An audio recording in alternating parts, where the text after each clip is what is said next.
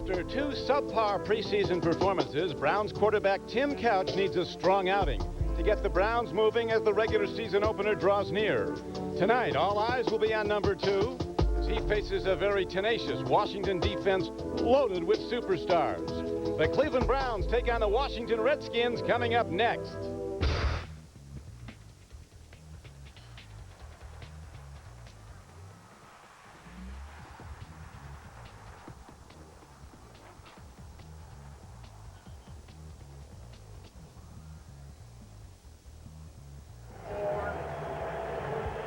And welcome to Cleveland Browns Stadium on a near-perfect August night as the Browns are ready to meet an NFC power, the Washington Redskins, a team many project is headed to Super Bowl 35.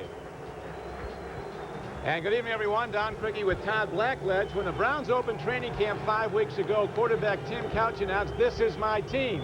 Well, the time for Tim Couch to start proving that is right now. This is an all-important game, Game 3. They should all start to come together, Todd, and the focus again on Tim Couch. And the first-team offense, only 1 touchdown in 11 offensive possessions. But, folks, it's still not time to panic about Tim Couch. It wasn't as bad last week as everybody thought it was. At one point, he was 10 for 15 and looked comfortable. But let's look at the miscues. A miscommunication with David Patton, a near interception. Then a slight overthrow on Jawan Dawson. The first interception really was Dennis Northcutt's fault. The last 2 interceptions on the shoulders of Tim Couch. He tried to make a play late in the half. He overthrew Aaron Shea. Then he overthrew Jawan Dawson. But again, it wasn't as bad as everybody thought. Give him time. He's still breaking in young receivers, but a good test for him tonight. Todd, I've had a chance to see these Redskins in the preseason. Let me tell you, they are good. Yeah. Their secondary has a couple of future Hall of Famers in it, and Deion Sanders and Darrell Green. So Couch has to be careful. Yeah, and Champ Bailey may be better than all of them by the time he's done. Good test for the young receivers. A good test for right tackle Steve Zahersky going against Bruce Smith as well. We'll be back with the opening kickoff in a moment. The Redskins against the Browns. And welcome back to Cleveland Browns Stadium. The Browns have won the toss and they'll receive to start the game. Great playing conditions. Temperature 65 degrees. Sea wind should not be a factor. No threat of rain on the shores of Lake Erie. About as good as it gets on an August night. Back deep are David Patton and Terry Kirby. There's Norv Turner, a guy, Todd, that many feel is under the gun in Washington. His owner spent $70 million bringing in new talent this year. And he expects a Super Bowl team. And Chris Palmer in his second season as the head coach of the new Browns, looking for his offense to come together tonight. Game 3 of the preseason, critically important. The Browns have been in camp for 5 weeks, so they should be in good sync and ready to move the ball. I talked to Tim Couch before the game, said what he wants to do is move the chain markers, sustain offense, keep the defense off the field. Patton to the 20. Breaks it out to the 30-yard line, so a good kickoff return by the Browns. And they'll go on offense first down and 10 at their 30-yard line. A 22-yard return by David Patton. Tackle made by Zeron Flemister. Travis Prentice, that sensational rookie running back candidate out of Miami of Ohio, the man who set the NCAA records for touchdowns and points, starts in the backfield. Missed the last preseason game at Chicago. Troubled by an ankle turn, not serious. And the Browns come out with a 5 wide receiver set. No running back. Couch puts it up, gets his man. It's a gain of about 5 yards as he throws to Jawan Dawson, a rising rookie taken down by the middle backer. If you look at the Taco Bell skill position players, Jawan Dawson getting better game by game.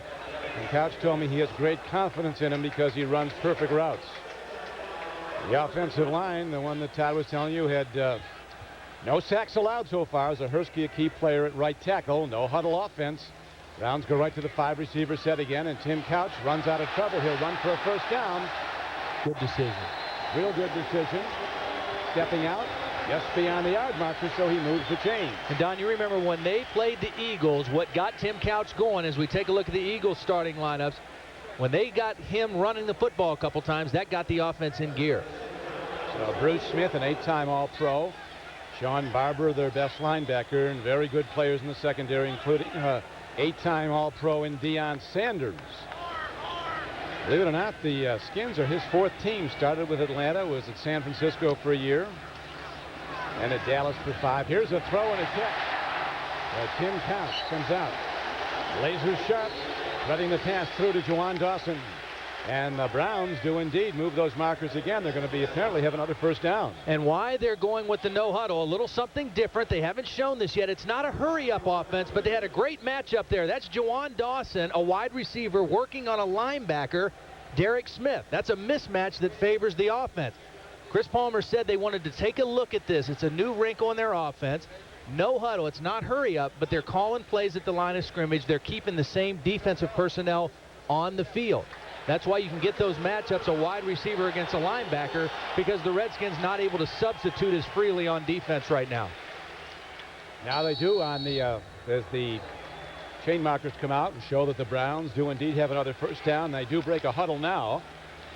But Couch, looking sharp, again deploys 5 wide receivers, 3 near side, 2 wide, so you know it's a short drop with the pass rushers the Redskins have. Couch fires.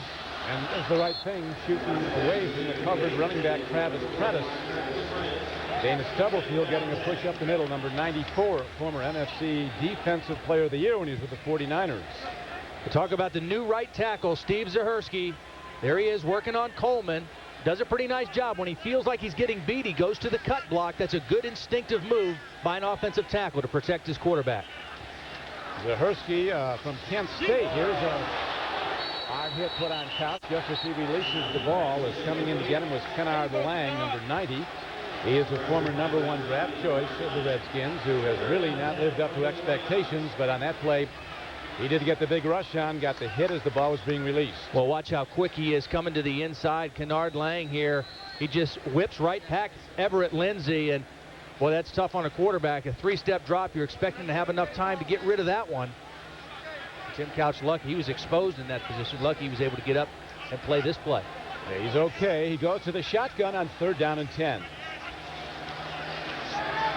Steps up into the pocket, delivers the ball, catch is made, but good defense by the Redskins. Knocks down rookie Dennis Northcutt. Champ Bailey, who had a sensational debut as a rookie last year, had 83 tackles and 5 interceptions. And as you mentioned, Todd, in the long run, he may be the best defensive back on the Skins team. A wonderful athlete, much like Deion Sanders. Played a lot of offense his senior year at the University of Georgia. Was a great receiver as well as a cover corner. And they have got some old talent and young talent. They've added a couple great draft picks this year that we'll get a chance to watch tonight as well. Now Gardocki into punt as he left foots the ball. Has never had a punt block in 9 NFL seasons, Chris Gardocki. And that is a beauty. As they will down the ball at the 4-yard line. A 41-yard punt, but most importantly, no return. So the Redskins will start on offense, and they've got weapons, but they'll start from deep in their own end when we come back.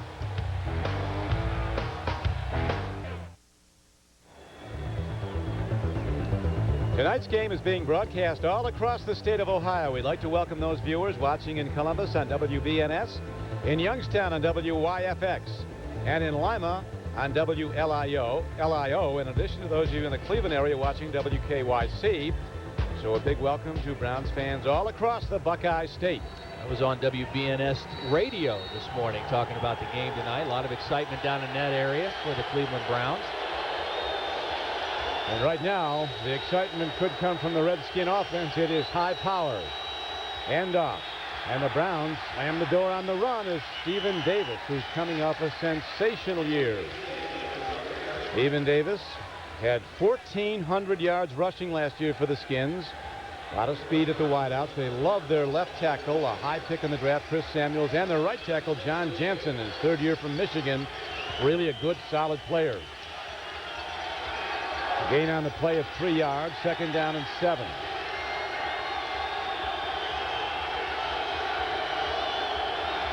Brad Johnson at quarterback. A lot of movement by this Washington offense. Flopping tight ends, moving, changing strength. Back to the run, cutback move, and Stephen Davis is taken down at the 12-yard line. As we look at the Taco Bell defensive lineup of the Cleveland Browns. Stalin Colonnay just made that tackle. Courtney Brown, the heralded defensive end, Looking closely at him tonight, we will be. And Jameer Miller looks to pick up his play tonight. Missed last game with some tooth problem. He's okay, ready to go. And Marquise Smith had a very good game. There is the Courtney Brown, the #1 pick in the draft. The #2 pick, his former Penn State teammate. Now the Redskins, LeVar Arrington, hasn't done it yet. As linebacker coach Coach Fazio said this week, he's not close to starting. Hand off to Stephen Davis on 3rd and short. They needed a couple. Davis moves the pile out to the 17-yard line, and so the Redskins have a first down. Fuller and Smith on the stop. You mentioned the year that Stephen Davis had. This is a very talented offensive line the Redskins have as well, and you see the good power running in there following his offensive line. Trey Johnson was the pulling tackle on there, pulling guard on that play. Let it up in there for Davis. Trey Johnson, a Pro Bowler out of Temple University. Brad Johnson, the quarterback, really lacks mobility. He's a pocket passer, can stand back and pick a defense apart. Coming off his best season. Now a big rush. The ball's on the field. It's alive, and now they're going to reel it an incomplete pass, but his arm was coming forward. That was Keith McKenzie, number 90, who busted through and made the hit. Boy, I'm not sure about that. I got to see that one again. I thought McKenzie got there before the arm was coming through. What a quick rush from the corner by Keith McKenzie, and then the other end, Courtney Brown there to bounce on the ball. You see him working on Jansen. Now he sees the ball on the ground and he's on top of it. Great reactions, but what a rush from the other side by McKenzie. This is a fumble, folks. That is clearly a fumble. The Browns are calling for a replay. Yeah, that's a fumble all the way. There's no question. The Browns will have the ball inside the 10. That was a quick move by McKenzie from the backside of the quarterback. And Brad Johnson's arm, no way was it coming through. Here's McKenzie. Watch how quick he beats the guard. Arm is right there. Never. No, that's a fumble. This will be the Cleveland Browns ball. Tremendous defense. McKenzie, who's impressed everyone from the moment he came into camp. Number 90 is Uncle Reggie McKenzie, was a terrific offensive lineman for the Buffalo Bills. Yeah. He used to spend summers as a ball boy when Reggie went out to Seattle with the Seahawks. Referee Ron Winter will come over, and this is why the league spent so much money on the replay system. It works well. Brad Johnson clearly was going to throw this football, but was the arm coming forward? No. I don't think so. He was still cocking it back to get ready to throw. He had no idea McKenzie was there, and then you just see the athleticism of Courtney Brown up and over the pile and onto the football. I know the evidence has to be pretty overwhelming to reverse a decision, but that certainly looked like an outstanding defensive play for the Browns. And what a break this offense would need to get the ball with the short field and a chance to put a touchdown in early in this football game. Our referee is Tom White. He's the guy that's going to go and review it. You know, I think, Don, when you think about the biggest change in this Browns defense this year, it is the athleticism on the defensive line. That's where the biggest change has been made on this defense. And you saw it right there. The quick athletic rush by McKenzie, and then the athletic reaction by Courtney Brown on the other end. There's a pretty quick athletic defensive lineman in Bruce Smith. Had a great career, but Courtney Brown and Keith McKenzie really are going to add a new dimension, I think, to the Browns defense this year. Well, McKenzie last year, as we mentioned, led the Green Bay Packers in sacks with 8. He also returned 2 fumbles for touchdowns, which tied an NFL record for a defensive lineman.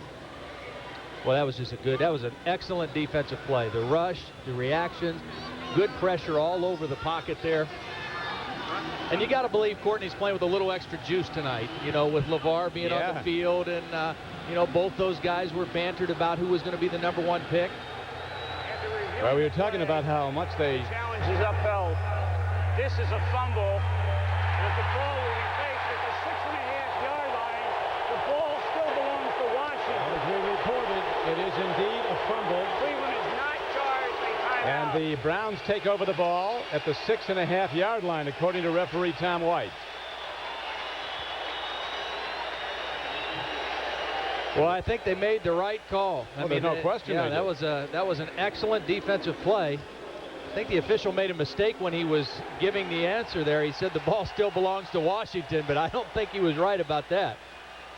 Well, the Redskins knew better because their defense was running out. But they do get. No, look, they're giving him the ball back. They called it a fumble, but they're saying the ball still belongs to the Redskins. Looked to us like Courtney Brown had recovered it. Apparently they were going to rule that the Redskins got the fumble back. Boy, oh boy. It certainly wasn't a dead ball. Somebody recovered it. That was a live ball.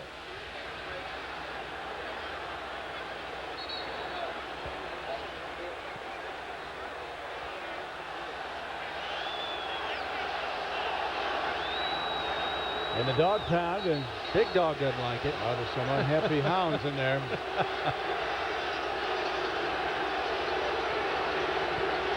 But the ruling is a fumble. Replay upheld the Browns' challenge. McKenzie with the hit. We thought Courtney Brown got the ball. Stephen Davis and Courtney Brown were going after it. Boy, it sure looked like Courtney came up with the football. With a run, Stephen Davis, they slam the door on him back at the 5-yard line. On second down and long yardage, he gets nowhere. Nice play by Wally Rayner there, the middle linebacker. I like the way Chris Palmer described him in training camp. Says you don't always see Wally Rayner, but you feel him. I mean, you don't really know he's around until you put full pads on, you start going full speed. That's when Wally shows up. Very physical player. I think he's going to have a big year. Had a big year last year as a rookie when Chris Spielman had to retire from the neck injury. He was forced into action, but I think this year, in his second year, he's going to be that much better. Big down now. Third down and 21 for the Redskins at their 7-yard line. So they go to the extended set. 4 wide receivers. They have speed. They go to the run, and there's nothing doing as Larry Centers is shut right down at the 6-yard line. So they'll be punting the ball from their end zone as Orpheus Roy makes the stop. That's a great defensive series, Don, for the young Browns team. They thought they had the turnover. They didn't get it. They come in and 2 more plays. They stuff them and force the punt from deep in their own territory. Outstanding defensive work by Romeo Crennel's group. Rod Williams into punt. They've had a lot of kickers in their camp. They've had some injuries to their kickers. Well, I'm not sure I'd want to be a kicker with that owner. You're not going to get much of a grace period with him if you're a kicker. Like one bad kick. Here is the boot downfield to Dennis Northcutt. Looking for room and good special teams coverage. Knocks him down at the 44-yard line. A 50-yard punt by Williams and a 2-yard return. So the Browns will take over the ball for the second time in this first quarter. No score.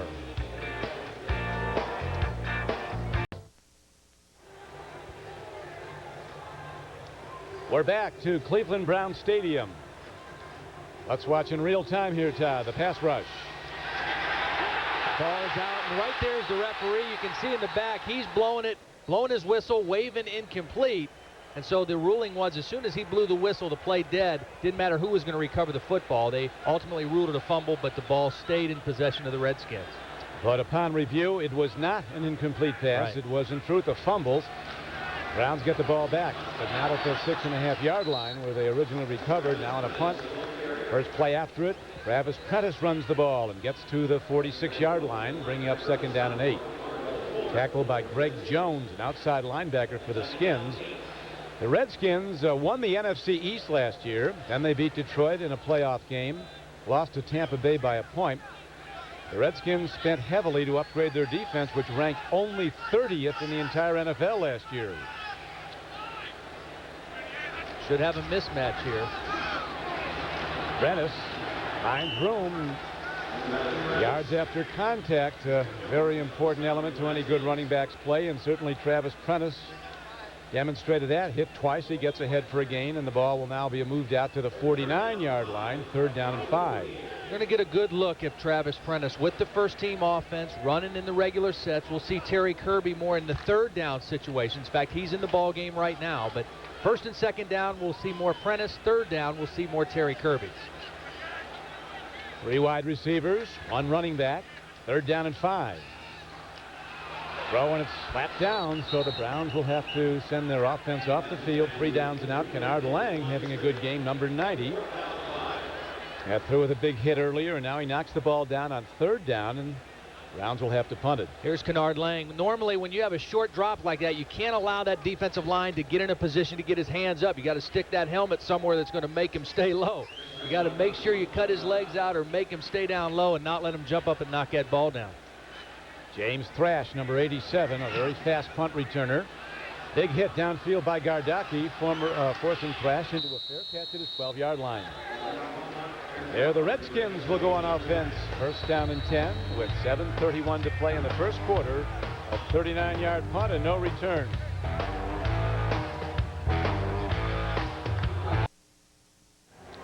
Overhead tonight is the Spirit of Goodyear, providing these spectacular aerial views of Cleveland Browns Stadium. It's one of 7 Goodyear blimps worldwide. This is the 75th consecutive year that Goodyear has had airships covering the world's top sporting events. Ever been on a blimp, Don? Never have. No, me neither. I live pretty close to where they park them. Pretty close to my house. Is that right? I've never been on one. Out pattern. Good throw and catch. Albert Connell, one of the fastest Redskins, looking to break it. He does get ahead for a gain, though, of about 11 yards and a first down for the Redskins, and you have to be very wary of this offense, Todd, going deep on you, because he can air it out. Brad Johnson throws the good long ball. This is just a good confidence throw for your quarterback. You haven't had much success offensively so far in this ball game. Little short throw and let your receiver add on the extra yards. That's a nice run after the catch by Albert Connell. For the first time last season, Brad Johnson lasted for a whole season, played in all 18 games, regular season and playoffs. Stephen Davis having a hard time cracking the Browns on defense. That was actually a 2nd and 1 play. So Raheem Abdullah makes the stop, and it is a first down on that carry by the Redskins. Wouldn't be surprised right now to see the Redskins go play action again, but this time try to throw the football deep down the field. This is a team that likes to get the big chunks of yardage, and they haven't had the field position to try that yet. Wouldn't be surprised to see it here, though. The front four digs in, going after Johnson, and he is flat back. As the big right hand of Orpheus Roy sends one's back at the quarterback and make it 2nd down and 10. You know, this guy is quietly having an outstanding camp as well. Here's Orpheus Roy right here, making that adjustment from playing outside for the Steelers to the inside tackle position. You see him just continue to push the guard, Trey Johnson, back. And again, when you take short drops, you can't allow defensive linemen to look at your quarterback and have their hands free to be able to jump up and knock the ball. You got to cut their legs out or do something to not allow them to do that. That's a good play by Orpheus. Real good, making it 2nd and 10. Now Johnson with a deep drop, looking to go long. There's the long ball we talked about. Excellent coverage, and it's picked. What a play. Corey Fuller comes down with the ball on a sensational play. They went to the fastest Redskin receiver, Albert Connell, with the penalty marker down, though, in the Browns' defensive backfield, it looks like. I think it's after the interception. I think the Browns will still have the football. That was an outstanding play by Fuller, but you know, there was also a nice play by Marquise Smith as well. I think it's a personal foul on the Redskins after the play. But watch a couple things. Watch the safety and then watch Fuller. Watch the safety get over the top to help Fuller, and Fuller knows that he's going to have help over the top. He can take a gamble at this play. Marquise Smith is going to be there to make the play. Look, there's 2 of them right there, and Fuller knows, hey, I can take a chance on this. My safety's coming over to help. I can go ahead and go for the football. Excellent job of timing his jump and going up and getting the football. Corey Fuller has been out of action the last couple weeks, has had what Chris Palmer has termed a training camp knee. Foul. Unnecessary roughness. Number 90, the end of the play after it was over. It'll be half the distance to the goal. First down, timeout. So the personal foul is signaled against Keith McKenzie of the Browns. And the Browns are penalized half the distance to their goal. Their defense standing tall against the high-power Redskin offense.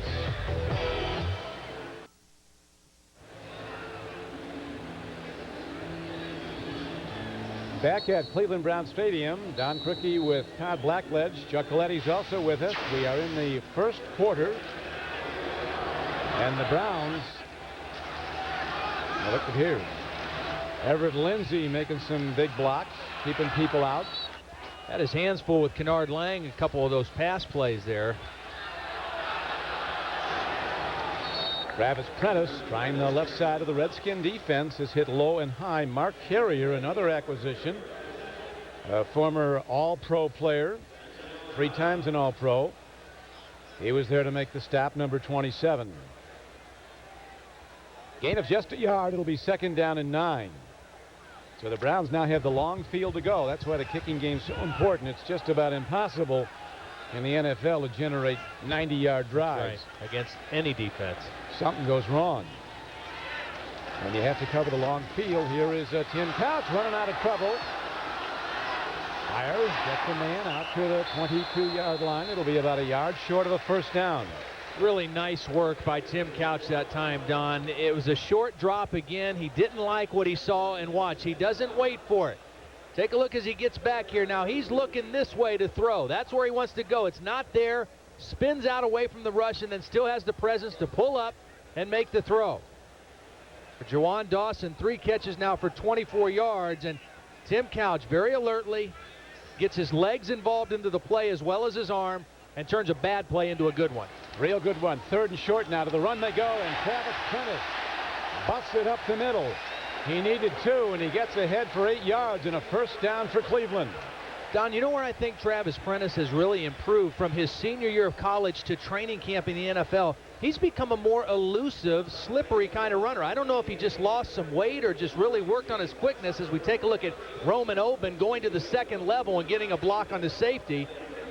But Travis Prentice is a much more elusive runner than he appeared to be his senior year at Miami of Ohio.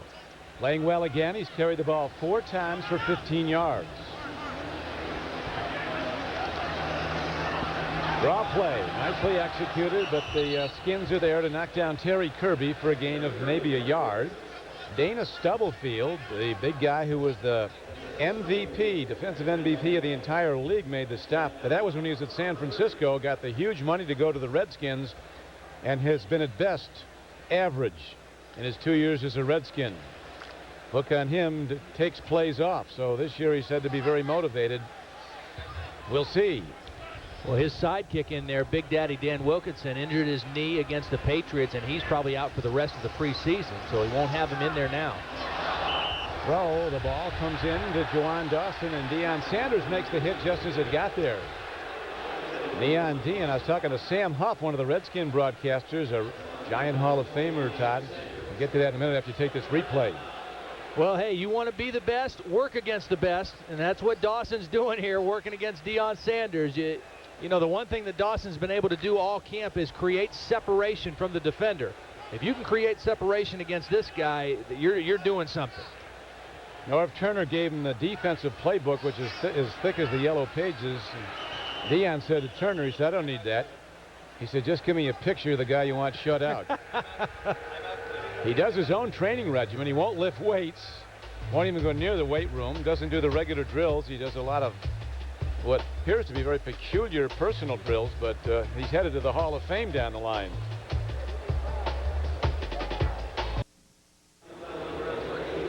.327 left to go in the 1st quarter at Cleveland Browns Stadium. Browns with the ball and a 3rd and 9 coming up from their 30-yard line against the NFC power, the Washington Redskins, the team many of the forecasters say is headed to the Super Bowl. Browns playing their best football of the preseason tonight, particularly on the defensive side. Tim Couch swings it out nicely to Terry Kirby, puts a move on, and he gets to the 31. But terrific defense by the Redskins. Nowhere to go. Sean Barber, an outside backer. He wasn't fooled, held his ground, and made the stop.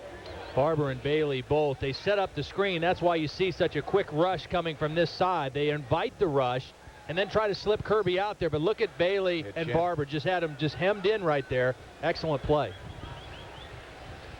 You invite the rush, hope that you can slip it out there, and you know, not a bad call on that 3rd down. Don't let Tim Couch get in a bad situation in his own end. James Crash on the punt return. Turns the corner.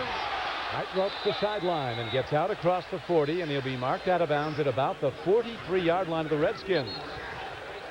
So the Skins will start this drive with their best field position of the game, a 47-yard punt by Gardocki. But super fast James Thrash breaks a 20-yard return. It's the show that's got the fans talking. Join Channel 3's Chuck Gilletti, along with our Sunday night quarterbacks, live every Sunday night for the Progressive Auto Insurance Browns Tonight Show. This season, the show takes on a whole new twist as the Dog Pound invades the Channel 3 studios. It's every Sunday night at 11:30 here on Channel 3. Or check your local listing. Stephen Davis tries to go wide. Nothing going. Jameer Miller runs him down, number 95 for the Browns. Stephen Davis scored 17 touchdowns for the Redskins last year, led the NFL. Had some injury problems during his career. He takes a lot of shots, an upright runner. But when he's healthy, he is terrific back in his 5th year out of Auburn. 2nd and 9 from the 44-yard line.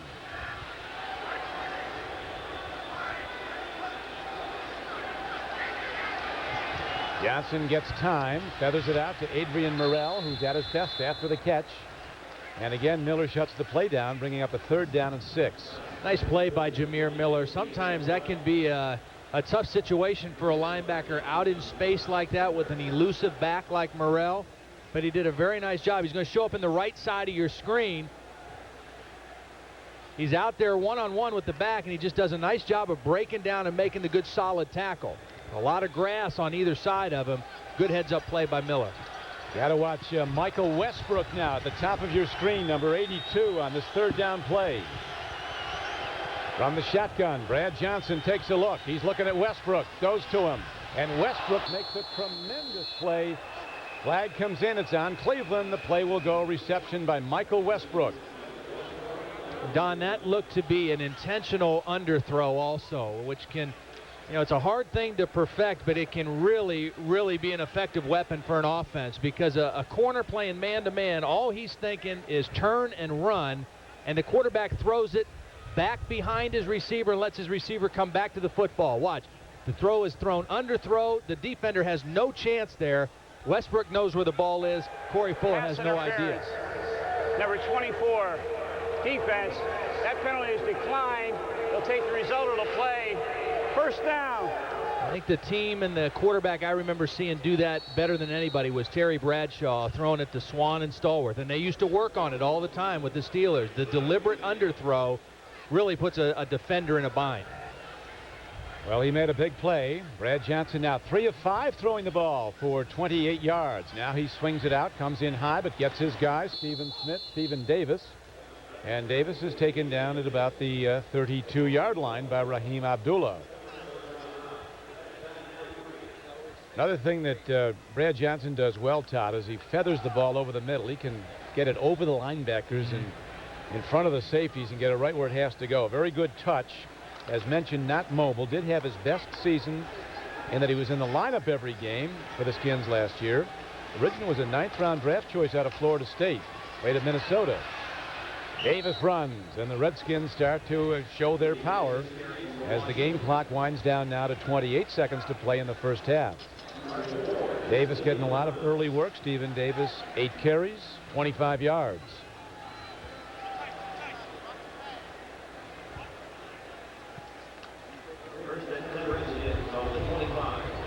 Redskins and their young owner, Daniel Snyder, only 35 years old, but he works with that future is now theory. Yeah.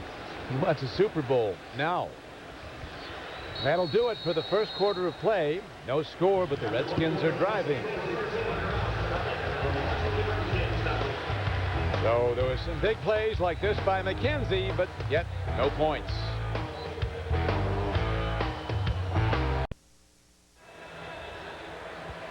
A big ore boat cruising Lake Erie off the coast of Cleveland.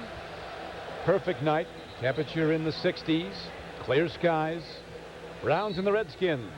AFC-NFC preseason matchup, as have been all the Browns preseason games. The Eagles, the Bears, tonight the Redskins, and then next Saturday night at Green Bay. Handoff goes to Stephen Davis. And on 1st down, he takes it ahead for a short gain. Raheem Abdullah got him. Now let's look at the 1st quarter stats. Nothing's going to be overly impressive numbers-wise in that 1st half. You see the one turnover by the Redskins. The great interception by Corey Fuller. Should have been 2 turnovers. The fumble created by Keith McKenzie would have given the Browns excellent field position. The Giant Eagle first quarter stats. 2nd and 9 for the Redskins. Brad Johnson, 6'4", 225 pounds, takes a look, makes the throw, makes the connection again to Westbrook. And he's ahead to the 15-yard line of the Browns and very close to a first down.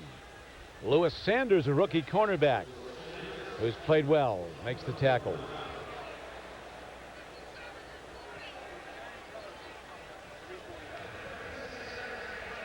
Brad Johnson looking pretty steady in this drive. Again, they're mixing the run and the pass so the play action becomes effective and spreading the football around. Westbrook, 2 catches for 24 yards now. 3rd and 1. Second back through. Davis gets a block, and he is ahead for a Redskin first down. The Redskins doing some restructuring in their offensive line. Corey Raymer, their very good young center from Wisconsin, probably gone for the season with an injury. So stepping in is Mark Fisher. Yeah, a couple Ohio guys actually battling for that center spot now. Mark Fisher is from Cincinnati, played at Purdue, and first-year guy Juan Porter, who played at St. Ignatius here in Cleveland, went to Ohio State. He's the guy battling Fisher right now with Raymer out.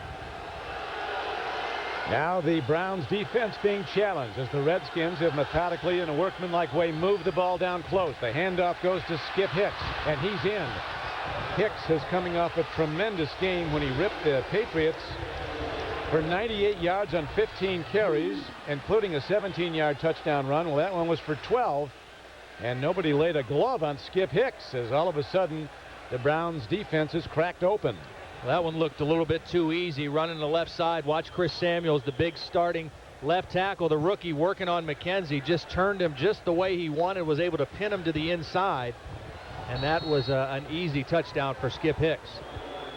Don, I watched Chris Samuels about 5 times last year at Alabama. He was as fine of a college offensive lineman as I've ever watched. I mean, he was really a skillful guy, a very athletic 300-pound offensive lineman. Didn't give up a sack in his last 2 years at Alabama. Brett Conway kicks the point after. So let's watch again as former UCLA All-American Skip Hicks, whose stock has been rising, takes it in from 12 yards out. Touchdown, Redskins. All right, Corey Fuller being worked on the bench. He looked like he was in a lot of pain. Maybe his calf is cramped up. We don't have a full report on that yet. We can tell you this. Wally Rainer had to leave. He's in the locker room right now with a bruised knee. But good news, it looks like he'll return. Let's go back to Don and Todd. Thank you, Chuck. Yeah, we hope so. It was Marty Moore who was in the middle backer on the 12-yard touchdown run by Skip Hicks. Now Clay Rush will kick off. The Redskins are looking for a long-distance kickoff man. Clay Rush was brought in from the Iowa Barnstormers of the Arena Football League, where Kurt Warner first came to fame. And that's not an end zone kick as he hits a one-hopper downfield, and here come the Browns and David Patton bringing it back, and Patton shoots in low and gets out to the 29-yard line. So the Browns again get good field position to start the drive at their 29. 19-yard return. Tim Couch coming back out. You see his numbers, 5 of 9 for 29 yards. The thing he's doing better tonight, Don, so far is he's allowing the game to come to him a little bit. He hasn't forced the ball. He's thrown it away a couple times. He's run when he's needed to. Let's see who he has run now. Might be Rashawn Spikes who's come in, and there is Rashawn breaking it as he continues his effective play in the preseason. Champ Bailey comes in low. I talked to Champ last week, Todd. Tremendous player. I said they could save a roster spot with you, have you go both ways. He said I'd love it. As you pointed out, he's a very good receiver. He really is. He's a talented guy. Good double team that time by Wallaba and Jim Pine. Open up a big crease in there for Rashawn Spikes. And I'll tell you, Don, I'm really impressed with how this offensive line is meshing together. It's a group that likes each other. They enjoy each other's company. They've played pretty well here in the preseason. Rashawn Spikes again played very well. Still not allowing a sack. Rashawn didn't get much there. It's going to be 3rd and about 3. So what do they go to here as Chris Palmer talking with his offensive coordinator, Pete Carmichael. Play is in, and here comes Tim Couch to execute it on 3rd down and a long 2, almost 3.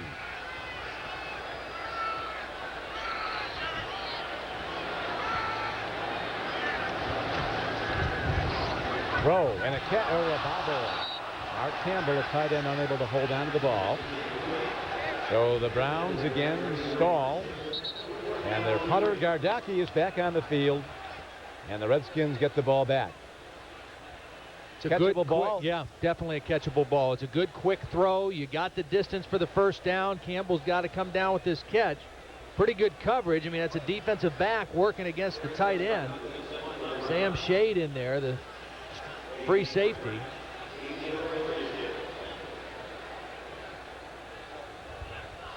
James Thrash is back. You recall his last punt return was for 20 yards.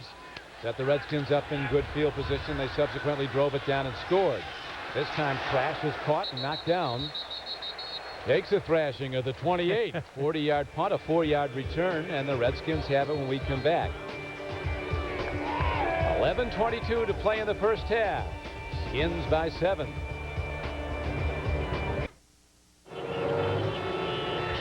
Another Goodyear blimp. Aerial view of Cleveland in the background. Jacobs Field, where the Indians won today, beat the Mariners 10-4. Now let's look at Courtney Brown in action so far in this game. Well, he hasn't shown up on the stats so much, but you can tell he's, again, a guy that the more he plays, the more comfortable he's going to get. Working against John Jansen, a second-year guy out of Michigan. He was a starter all year. He really had that fumble. They didn't rule it a fumble. As we go back live and they go to running back Skip Hicks. A lot of reports that the New York Jets are trying hard to trade for Skip Hicks, but I talked to some of the Redskin broadcasters before the game. They said, the way he's been playing, they wouldn't ever trade him because you got to have 2 good ones, and they have 2 good ones in Davis and now Hicks. The knock on Hicks has been he's not aggressive, doesn't slam it up in there, has unlimited ability, but all of a sudden he started to blossom this summer, his 3rd year in the league. Was a first-team All-American at UCLA. Now Brad Johnson takes a look downfield. There's that accurate arm to Westbrook. Well, there's a Brown contending for the ball also at the 48-yard line. Who's got it? Got a Redskin offensive lineman down on the field as well. Westbrook, 20-yard gain.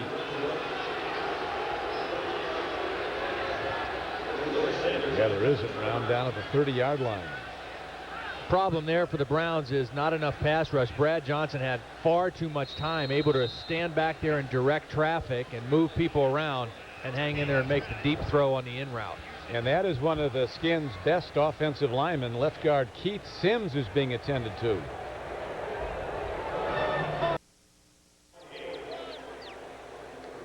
We're back at Cleveland Brown Stadium. The Redskins on a sustained drive with Skip Hicks running in from 12 yards out on the payoff end, have a 7-0 lead. Big Jim Pine, one of the starting line. You talked about the good play of the line, Todd, and that's Tony Sperano's done a great job coaching him. Yes, he has. Now it's the Redskins with the ball. First down. Hicks. And he takes it on first down for a gain of about 5 yards. Lewis Sanders knocks him down, and there's a penalty marker down and a lot more than that. We have a full tag team affair. Marquis Smith was getting into it with somebody there at the end of the play. You see him, the last guy off the ground, number 21. A little extracurricular there by the second-year strong safety out of Cal. Jameer Miller didn't play last week because he had some impacted wisdom teeth removed, but he is certainly going to be one of the real leaders on this revamped Browns defense. Very talented guy, former #1 pick from the Cardinals. Came over last year as a free agent. He's a quiet leader. He leads by example, but not afraid to pull a guy aside and get him on the right page. I was talking to him the other day in the locker room. He says, every Sunday is Judgment Day. I try to convince these young guys that everything you do leading up to Sunday is just preparation for that Judgment Day. That's a great hustle play by Jameer Miller, staying with the play, even though it went away from him, and getting in on the tackle. Because every play is recorded for posterity on the Truth Machine at video replay. I wouldn't be surprised if Jameer will pull Marquis Smith aside right now or on the next possession and say, hey, look, you know, we want you to be aggressive, but we don't need this stuff at the end of the play. Doesn't matter who started it, didn't matter who threw the first swing.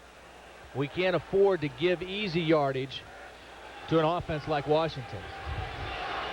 Right now, Washington's offense going to a full array. This time Hicks is taken down as Jameer Miller passes judgment as he makes the stop, shooting in from the outside backer position to make the knockdown after a short gain. 2nd and 8. Hicks has run the ball 4 times now for 23 yards, 12 on the touchdown run. Scouting report on Brad Johnson, a pocket passer, big strong arm, sees the entire field, and he loves the middle of the field. Loves to feather it in. He takes a look. Oh boy. Man is out there, going high, but out of bounds. Michael Westbrook goes up high for the ball on number 31, Ray Jackson. So they exchange commentary. Pleasantries, right? That's all. Nice play by Ray Jackson, though, using the sideline as an aid, keep forcing the guy wide. Kind of mistimed his jump a little bit there, but fortunately they were very close to the sideline. I'll tell you, Don, if there's anybody that has had a positive experience in training camp, it's Ray Jackson. I mean, first of all, this guy, they drafted 3 young cornerbacks this year to come in and challenge him. He fought off all of those guys, and because of injuries, he's had to start both for Corey Fuller and Dalen McCutcheon at either corner. So he has really proved himself to be valuable. 3rd and 8, long ball to the end zone, and a foul on the Browns will give a first down. Well, Lewis Sanders didn't see the flag. He thought he made a good play, which he did at the end, but a little bit of pushing and shoving, running down the sideline before the really tip. Hurts.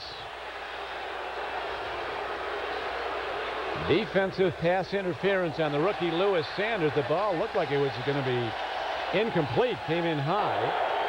Pass interference. Number 25. Defense. That's a first down. You know, in college, Don, as long as you're on the same level as a wide receiver, you can still have some bumping and pushing. In the NFL, once you get past 5 yards, you can't push. Now, the receiver was awful close to being out of bounds. They could have called that. Yeah. But they obviously felt there was contact that forced the receiver out of bounds by Lewis Sanders. If you step on a white line on the sideline, you're out of bounds. Yeah. The white line is out of bounds. The white line on the goal line is in the end zone. Skip Hicks runs the ball and gets down to the 7-yard line. So Coach Palmer's seen some big plays from his defense, but now a rookie mistake gives the renewed life to the Redskins as they march on and have the ball 2nd down. And 2 mistakes. The penalty by Marquise Smith that gave him an extra 15 yards to get him down into the scoring territory, and then the pass interference by Lewis Sanders. 2 young players with 2 critical mistakes. So Romeo Crennel, the D coordinator for the Browns, calling out the defense, and here's a swing pass. Skip Hicks bobbles it and heads in. So the stock of Skip Hicks continues to skyrocket. Big game against the Patriots, an even bigger one tonight as he's been in the end zone twice, and the Redskins have built a 13-0 lead with the extra point coming up. Well designed and well executed play by the Redskins. The wide receivers are going to come inside, and one of these linebackers in here has to be responsible for that back. And they come on a blitz. Nobody peels off on the back. The perfect call at the perfect time. Both inside linebackers are blitzing. Somebody's got to peel off for the back, and Skip Hicks was all alone. Brett Conway hits the extra point, and the Redskins have built a 14-0 lead.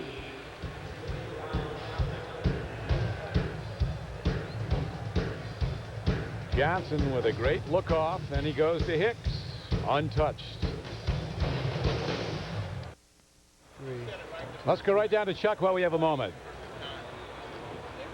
All right, Marquise Smith, of course, came off the field after that personal foul. He got an earful from Coach Palmer. Then he sat down on the end of the bench here, and he also got it from Romeo Crennel, the defensive coordinator. Now, remember, Smith earlier in the week during practice gave running back Eric Rett 7 stitches and broke his nose. So right now, Marquise Smith, not a popular guy with these hits, not only in practice, but the late hit here today in this game. Back up to you.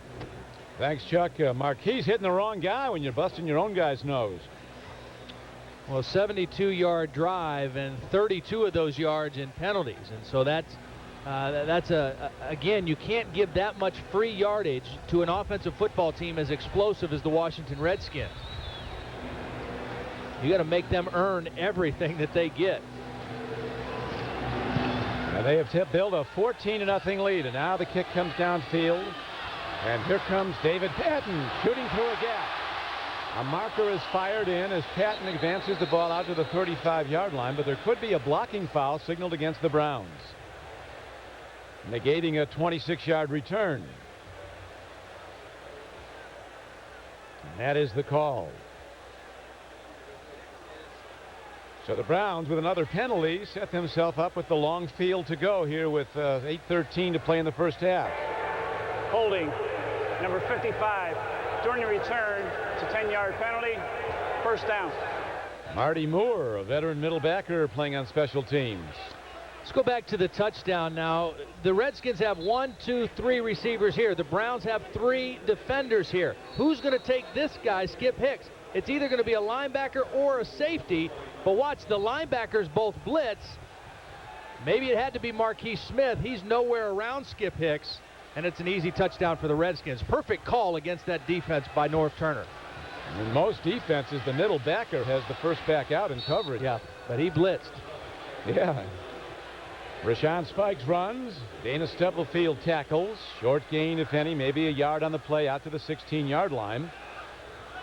So it would appear as the second quarter wears on now, Todd, that Tim Couch is going to have to start firing the ball to move it. There is LeVar Arrington, the number 2 player picked in the draft. Courtney Brown's All-American teammate from Penn State. One of the things I think LeVar's having problems with is he did a lot of freelance stuff at Penn State. And now that he's in the NFL, he's going to have to be much more technique conscious than he probably ever was at Penn State. I think that's probably why he's a little behind right now. Good throw and catch, and a penalty marker in. Could be a call against the Redskins pass defense, but Jawan Dawson becoming a go-to guy in this preseason while Kevin Johnson is hampered with a hamstring. So it's a defensive call and a first down for the Browns. Kevin Johnson expects to be back to play against the Packers next week.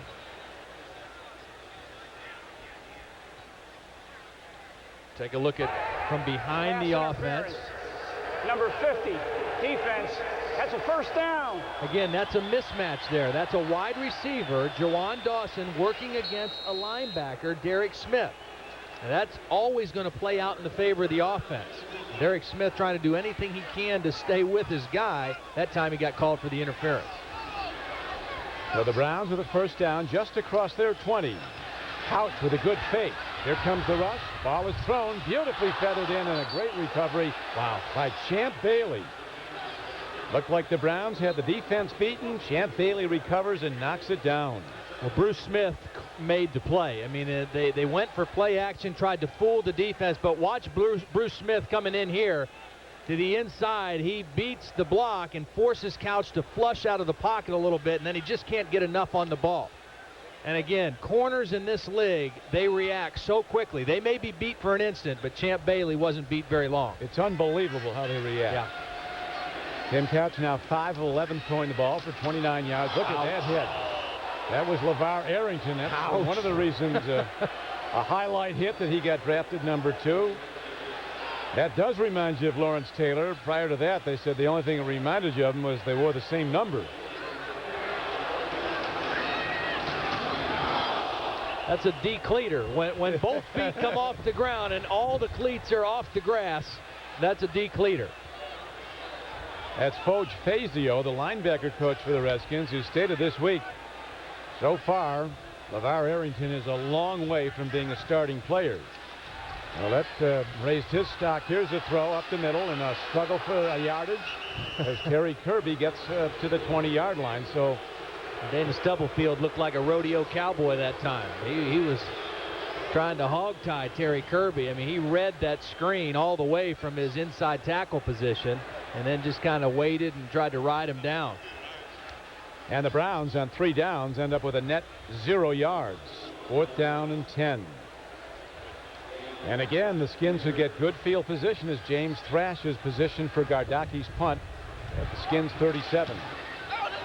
Well hit. Thrash will run it back from his 37. 45 midfield, and he dives down close to the 46-yard line. There's going to be a late hit. David Terrell, a defensive back for the Redskins, I think is going to get called. Fortunate call for the Browns at the end of the play. He got tied up down there with Lamar Chapman, and I think it's going to be an unnecessary roughness call on David Terrell. And a Brown is shaken up after a 43-yard punt on an 18-yard return by Thrash, who's been giving the Browns punt coverage trouble.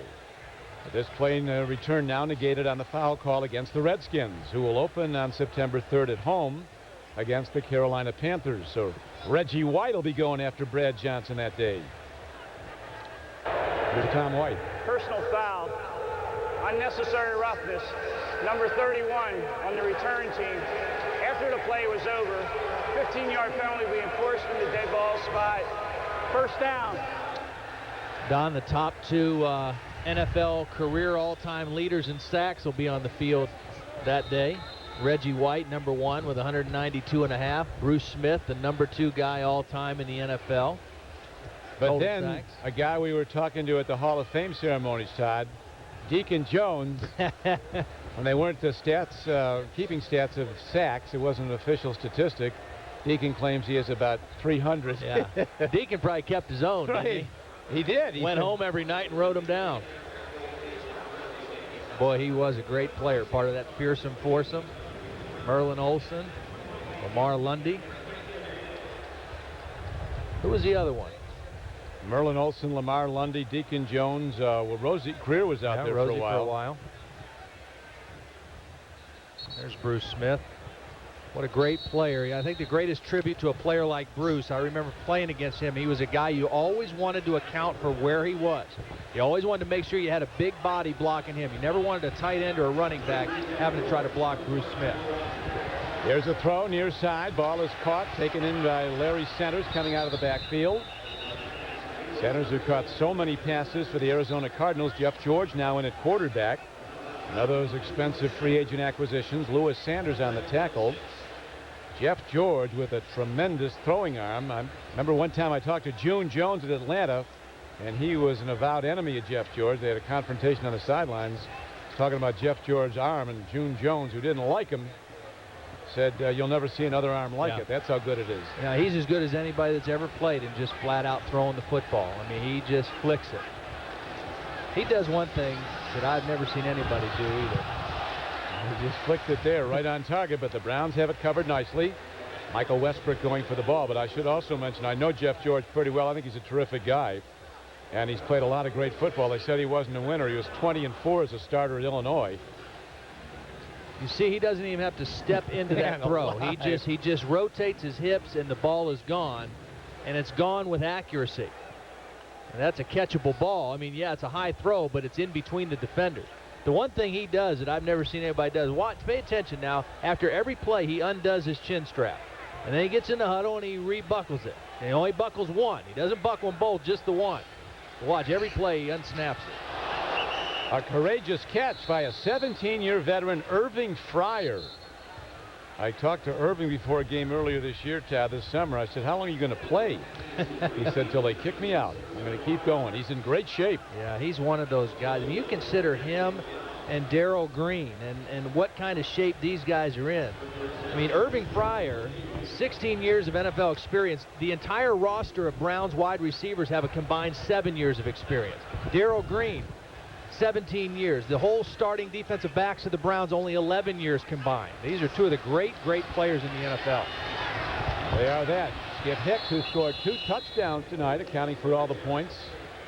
He gets ahead for a gain of about 2 yards. Darrell Green is 40 years old. There are 4 Redskins who were the #1 player selected in the entire draft when they came out. Irving Fryer in '84, picked by New England. Bruce Smith in '85 by Buffalo. Jeff George in '90 was the #1 pick in the league by the Colts. And Big Daddy Wilkinson in '94, picked by the Bengals. So none of them were picked by the Redskins. Add to that Tim Couch last year and Courtney Brown this year. You got 6 guys on the field tonight that were the #1 overall selection in the NFL draft at their particular time. Show me the money. They have it. Good fake by George. Swings it out. Hicks can't hold it. The hitter was right there. Wally Rayner. Good to see Wally right back in there, shaken up a bit earlier. And that stops the clock with 3:33 left to play in the first half. 14 overall #1 still active in the league. 6 are here. Jeff George, for some reason, felt he had to flush out of the pocket right away. There was a little pressure upfield, but didn't appear to be enough to make him leave the pocket. And Jeff George is not going to beat you rolling out and throwing on the move. He's going to beat you if he can stay in there and throw out of the pocket.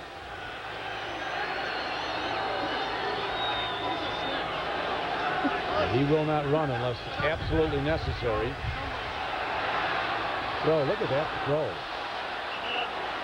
Don, you remember when we were talking on the show, one of the earlier games, about Chris Palmer talking about the rotating and throwing in the cylinder. That's what Jeff George does. Watch, he cannot step forward on this throw. And this is what happens in the NFL. The pressure is up the middle. He can't step into this throw.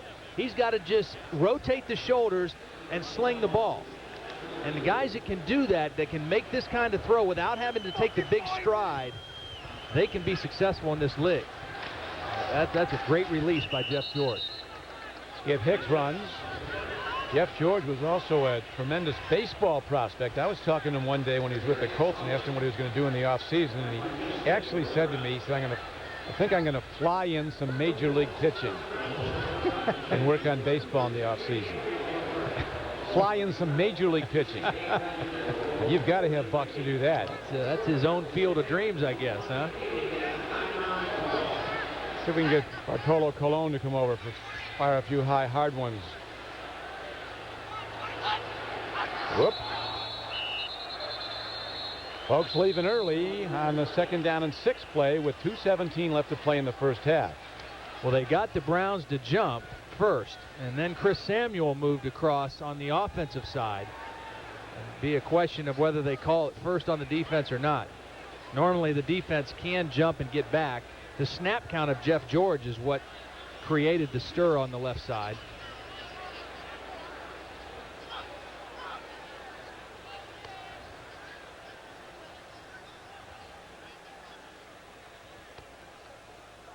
Redskins holding to a 14-0 lead. They scored on a touchdown run. Neutral zone infraction.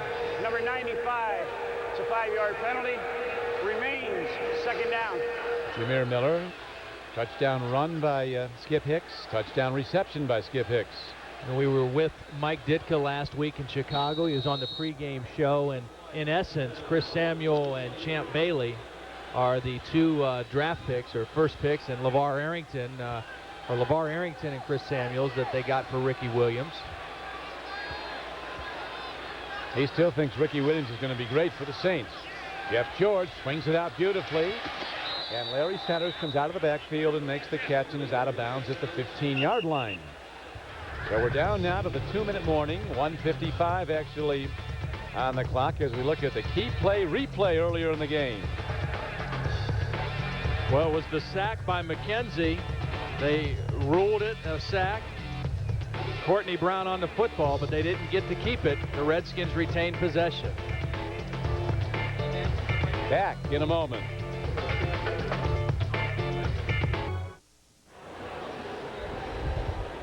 Don Criqui with Todd Blackledge and Chuck Galletti back at Cleveland Brown Stadium. Skip Hicks having a big night. He's been in the end zone twice. Boy, he carried it 15 times for 98 yards and a touchdown last week against New England. 2 touchdowns tonight, and he does know how to find the end zone. Did it at UCLA. His rookie year in '98, he set a team record with 8 touchdowns. That time, Darius Holland knocks him down. Skip Hicks with a straight ahead dive. And it brings up 2nd down and about 10 again. No gain on the play. Problem for the Browns defense tonight, they have made a few plays, but they've not been able to generate much pressure on either Brad Johnson in the first couple series or Jeff George in this particular series. And when you give quarterbacks like that enough time, they're gonna make you pay. They're gonna pick you apart. No real big plays, but they've just kind of picked and choose where they want to throw the football. George triggering the ball quickly out on the flank to Albert Connell, a sprinter from Texas A&M. A fast guy, and the book on him, he'll also go over the middle, which a lot of fast guys won't. Tackled by Ray Jackson, but the Redskins drive closer with the clock showing 1:05 to play in the half, and a timeout call by the Browns. See that protection, just a nice easy throw for Jeff George. Stand back there, survey the defense, get rid of it quick. Again, a lot of people are going to have trouble putting pressure on the Redskins quarterbacks this year. This is a very talented offensive line. You got a couple guys up there. Chris Samuels is a rookie. Keith Sims is a 3-time Pro Bowler. John Jansen started 16 games last year. Trey Johnson, the right guard's a Pro Bowler. So this is a talented offensive line unit that the Browns are working against now. A couple young defensive linemen in for the Browns, trying to get some work, some fresh legs. Marcus Spriggs. And there's Norv Turner now in his 7th year as coach of the Redskins. Had an NFC Eastern title last year. He was the offensive coordinator with the Cowboys when they won 2 straight Super Bowls in '92 and '93. And there's a handoff to Hicks looking for the end zone. Ooh, they get him by the face mask, do they? They got him down at the 5-yard line. Corey Fuller, with the interception, gets him down. Well, that's a heck of a play by Corey Fuller. It looked to me, like you said, Don, whenever you see a back kind of spin around like that, you assume it's a face mask. The Redskins went with the quick count. They thought they had the Browns outflanked, but look at Corey Fuller fight off the block and then still make the play. And he just grabbed the back of the jersey. He did not have the face mask. That's an outstanding play by Corey Fuller. First fighting off the block of the wide receiver and then making the play. When they grab that face mask, where the helmet goes, the head must follow. But that was a clean play, and now the yard markers come out to see if the Redskins have indeed gotten new downs this close to the goal line. It would be 1st and goal from the 4-yard line. It looks like they do. Corey Fuller, who made that play, Don, has really come back with an attitude of being ready to play great this year. I mean, he's a guy who reported to camp in the best shape of his career. Reported at 207 pounds. That's 9 pounds less than he was last year. He worked out all summer and off season with Chris Carter down in Florida. They used to have workouts that start at 7 a.m. He also took some ballet classes. 207 pounds, 6% body fat, and he has come to camp ready to play this year. And it will be 4th down. The chain markers show that the Redskins were inches short. So they go to a power package, extra tight end. Eyes set in the backfield.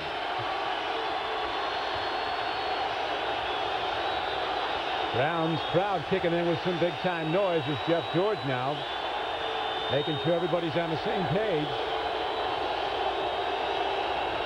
Dog pound doing their part.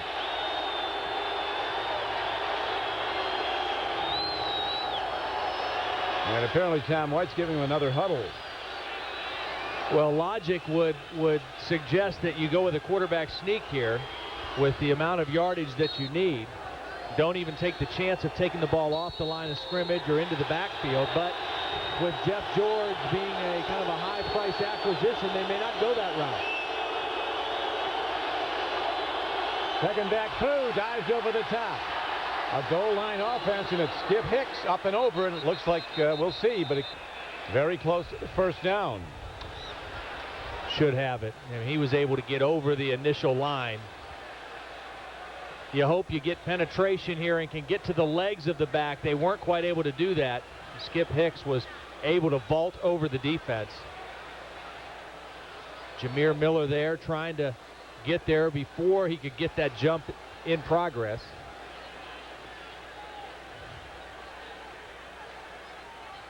It is a 1st down for the Redskins. So Chris Palmer sees his defense back now to their goal line. 1st down and goal from inside the 4-yard line. So a knockout punch could be delivered by the Redskins with 35 seconds to play in the half.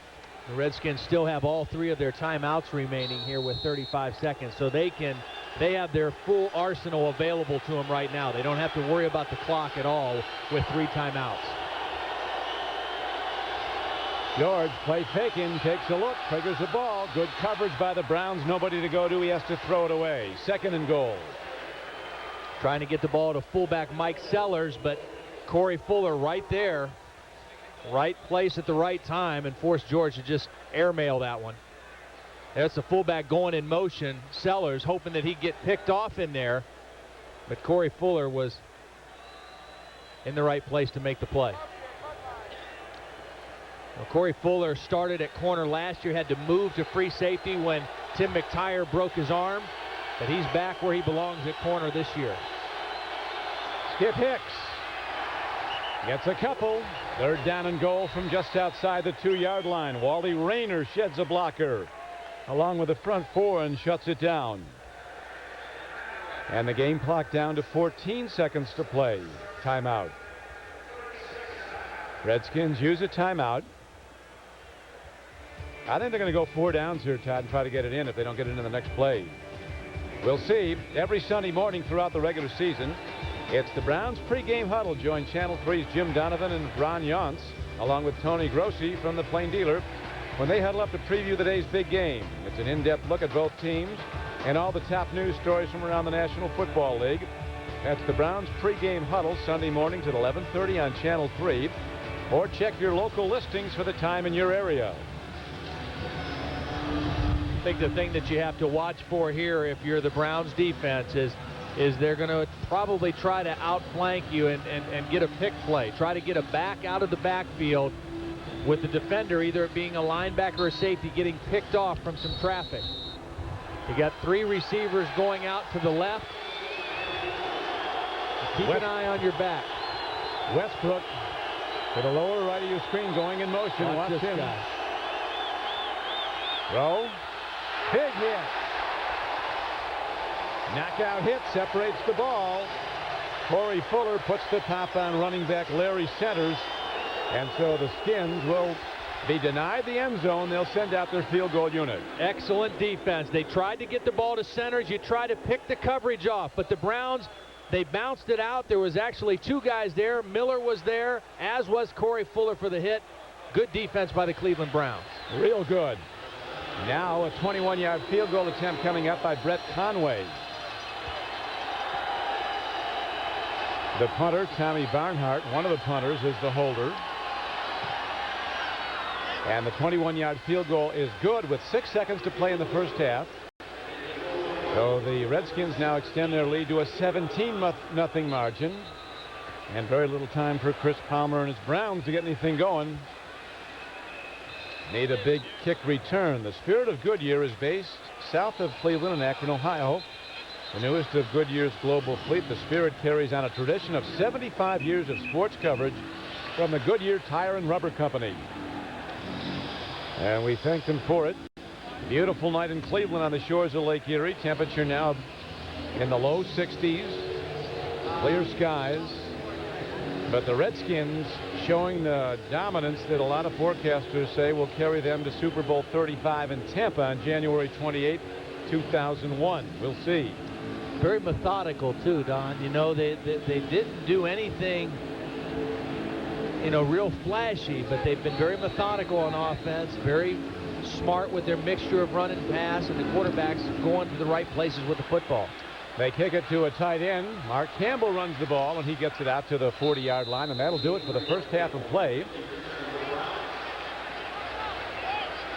Redskins with a 17-0 lead at halftime. Both these teams coming into the game with 1-1 preseason records, but the Redskins, after losing their preseason opener, really started to look strong, beating the Patriots the last time out, now looking very strong against Cleveland. We'll be back to Cleveland Stadium in a moment.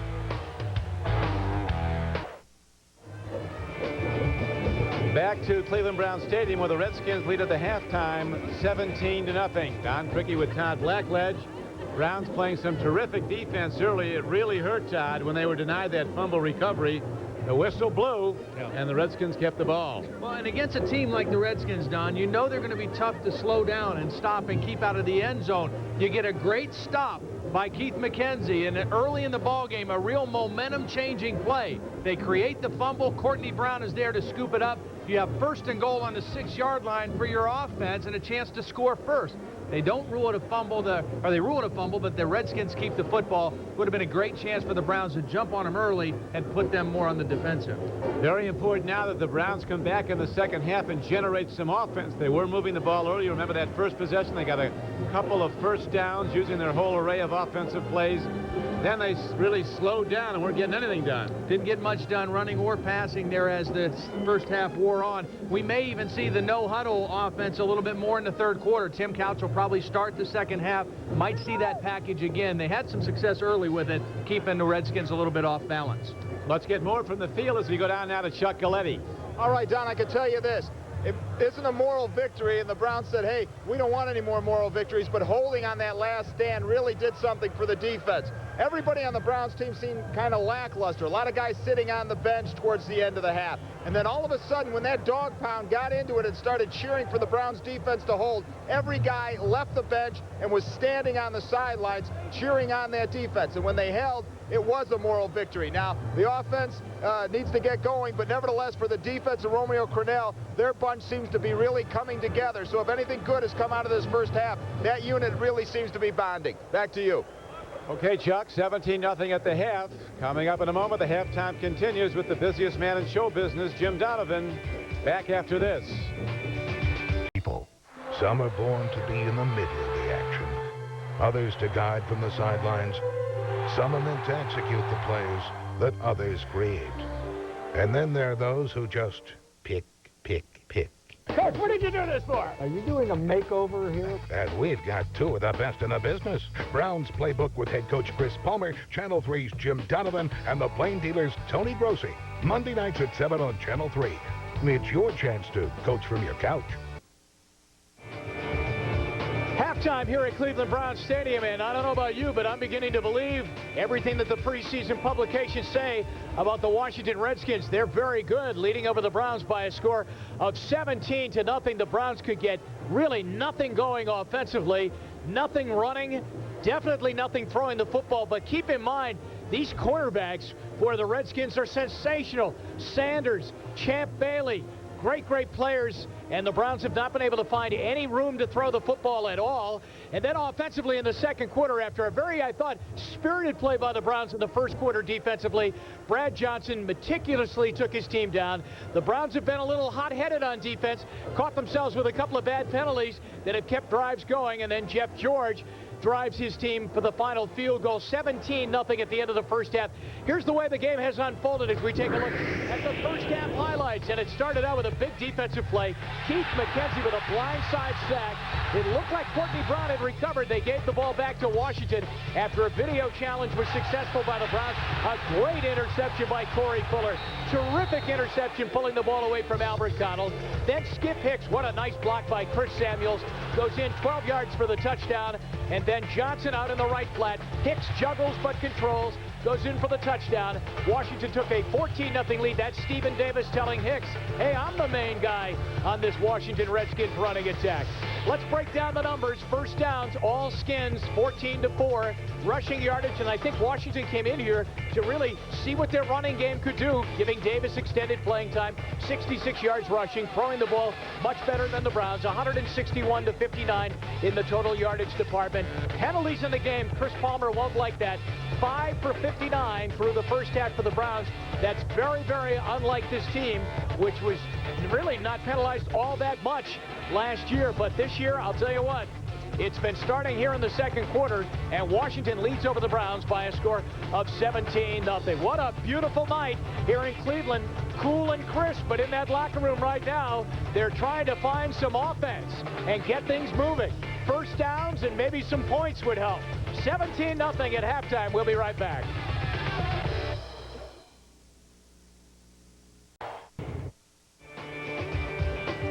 Players are back on the field. The Redskins in the lead, 17-0 at halftime. And the Cleveland Browns will probably go with their starting units, Todd, into the third quarter. They need to generate offense. This is an important game. As we discussed at the outset, the third preseason game is really the game when things are supposed to start coming together. Yeah, and the one thing you try to do is you want your team to get the feel of going in the locker room at halftime, going over your adjustments, get a drink, go to the bathroom, whatever you got to do, change your shirt, and then come out and start the third quarter. Get that feel of going in, resting, coming out and starting fresh air and trying to get off to a good start. One guy who finished the first half extremely well was cornerback Corey Fuller. He had a big first half, had the interception, an outstanding play in the first quarter. And then in the last drive, Chuck talked about everybody standing up on the sidelines. Corey Fuller is who got him excited. He made the great play there on the tackle, fighting off the block, and then watch this hit on the third down play attempt to throw to Larry Centers. Corey Fuller got him excited in that last drive for the Cleveland Browns.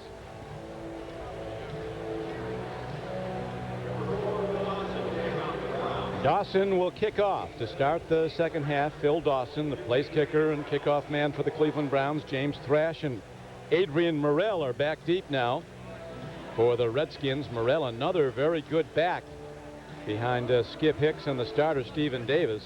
We'll see Morrell in the second half. He might be the best pass catcher of the three. So the Redskins will start out with the ball as we open the third quarter. A good kickoff by Dawson. He hits it deep down to the 2-yard line. And here comes James Thrash. Runs into his own man, then bounces off him and gets the ball to the 24-yard line. A 22-yard return. And it's 1st and 10 for the Redskins as we look at the Redskins, how they did in the first half on their possessions. Well, it took them a little while to get started. They had the interception, and then once they got it going in their third possession, they were just very methodical. I mean, Brad Johnson at first just moving the team down the field, then Jeff George, and I think the key for them was is they had success running the football. They were able to mix the run and the pass extremely well in the first half. Now let's see what they go to as they go 1st and 10. Jeff George takes a play fake, takes a look, and again throwing off his back foot. So much confidence in that rocket arm, and he rifles the ball in. And it's an 11-yard gain and a Redskin first down. Steven Alexander, the tight end, makes his first catch. Again, you talk about Jeff George. How strong is his arm? I mean, he doesn't have any forward momentum. He's backing up. His weight is back, and he just flicks the wrist and gets the ball downfield about 12, 15 yards. A lot of times you have to throw the football like that in the NFL because of the pass rush. And the wind becoming a factor now, whistling in off the lake. Jeff George last year took over for Randall Cunningham when Cunningham was ineffective as the Vikings starter. See, the old glory is straight out. And as a starter for the Vikings, he was 9-3, guiding them into the playoffs. Dennis Green, the coach, elected not to keep him. And he's going to go with his second-year quarterback, Dante Culpepper. So George was a free agent signed by the Redskins. That's a tremendous 1-2 combination at the QB position for the Skins. Brad Johnson and Jeff George. Morrell runs the ball, and he's ahead across the 45-yard line out to the 46, where Raheem Abdullah gets him down. You know, the only thing you wonder about with that quarterback situation in Washington, and one of the differences between that and the one in Cleveland, is you take a look at Morrell's run there, a nice nifty bit of running, but with Ty Detmer as a backup, you knew that he could win if you needed him. He knew that he would perform for you, but you also knew that he wasn't going to rock the boat. I mean, he knew he was the backup.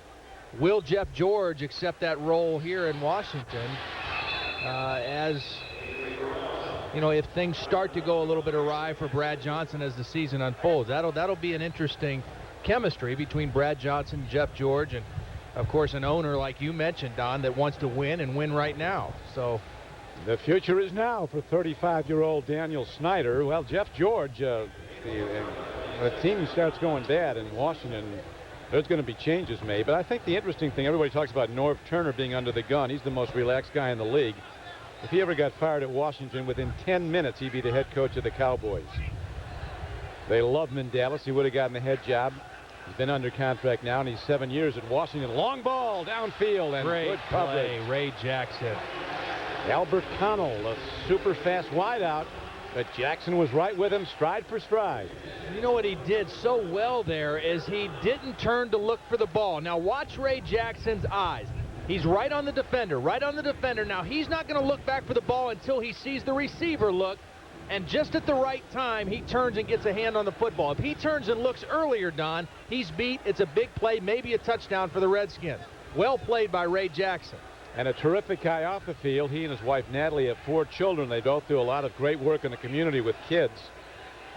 3rd down and 9.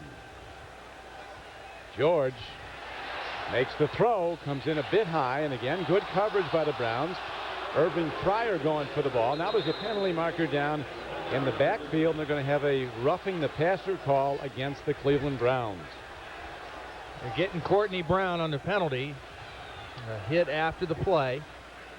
Watch Courtney coming from the top of your screen. Here he is right here. Roughing the passer, number 92.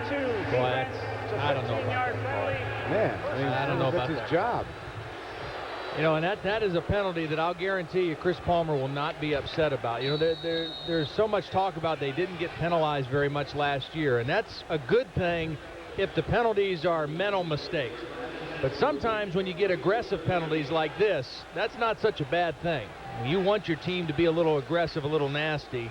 Sometimes those penalties are you can live with them. I think the penalty came, Todd. He hit him with the crown of his helmet. They're really looking to the number one job of the referees in the National Football League. The number one job is to protect the quarterback. And there's so many guys going down this preseason with injuries. It's unbelievable. The Arizona Cardinals lost 3 starters for the season last night. Yeah. There's Chris Samuels, number 60. He was the third player picked in the draft. Fourth player was receiver Peter Warrick out of Florida State, who went to the Bengals. Now a timeout is called with 11:54 to play in the third quarter. Jeff George comes to the sidelines. 32 years old. He had a career best quarterback rating last season, 94.3.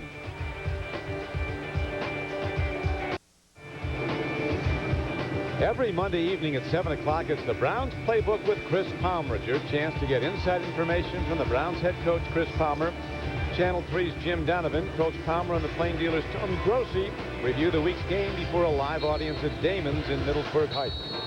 That's the Browns Playbook every Monday evening at 7 o'clock here on Channel 3, or check your local listings for the day and time in your area. Second down and 9. Morrell runs the ball, and he's to about the 32-yard line. Hey, Don, I want to go back to this roughing the passer on Courtney Brown, and I just want to make this point. And this is just the nature of the beast in the NFL.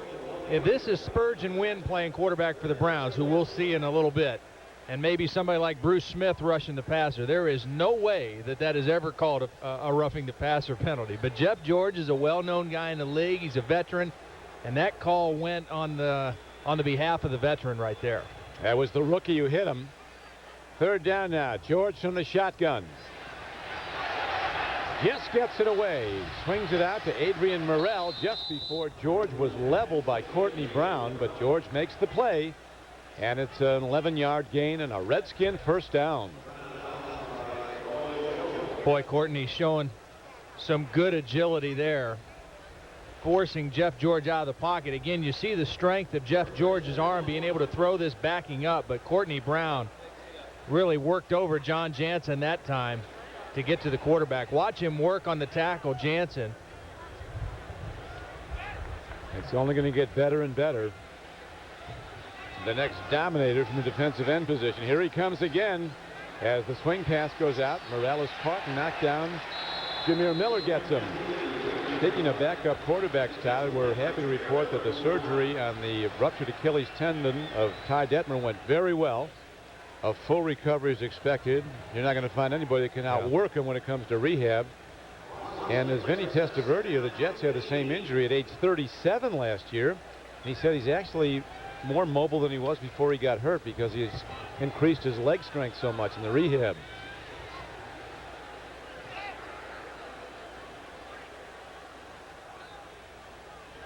Second down. They need 14. To the draw they go.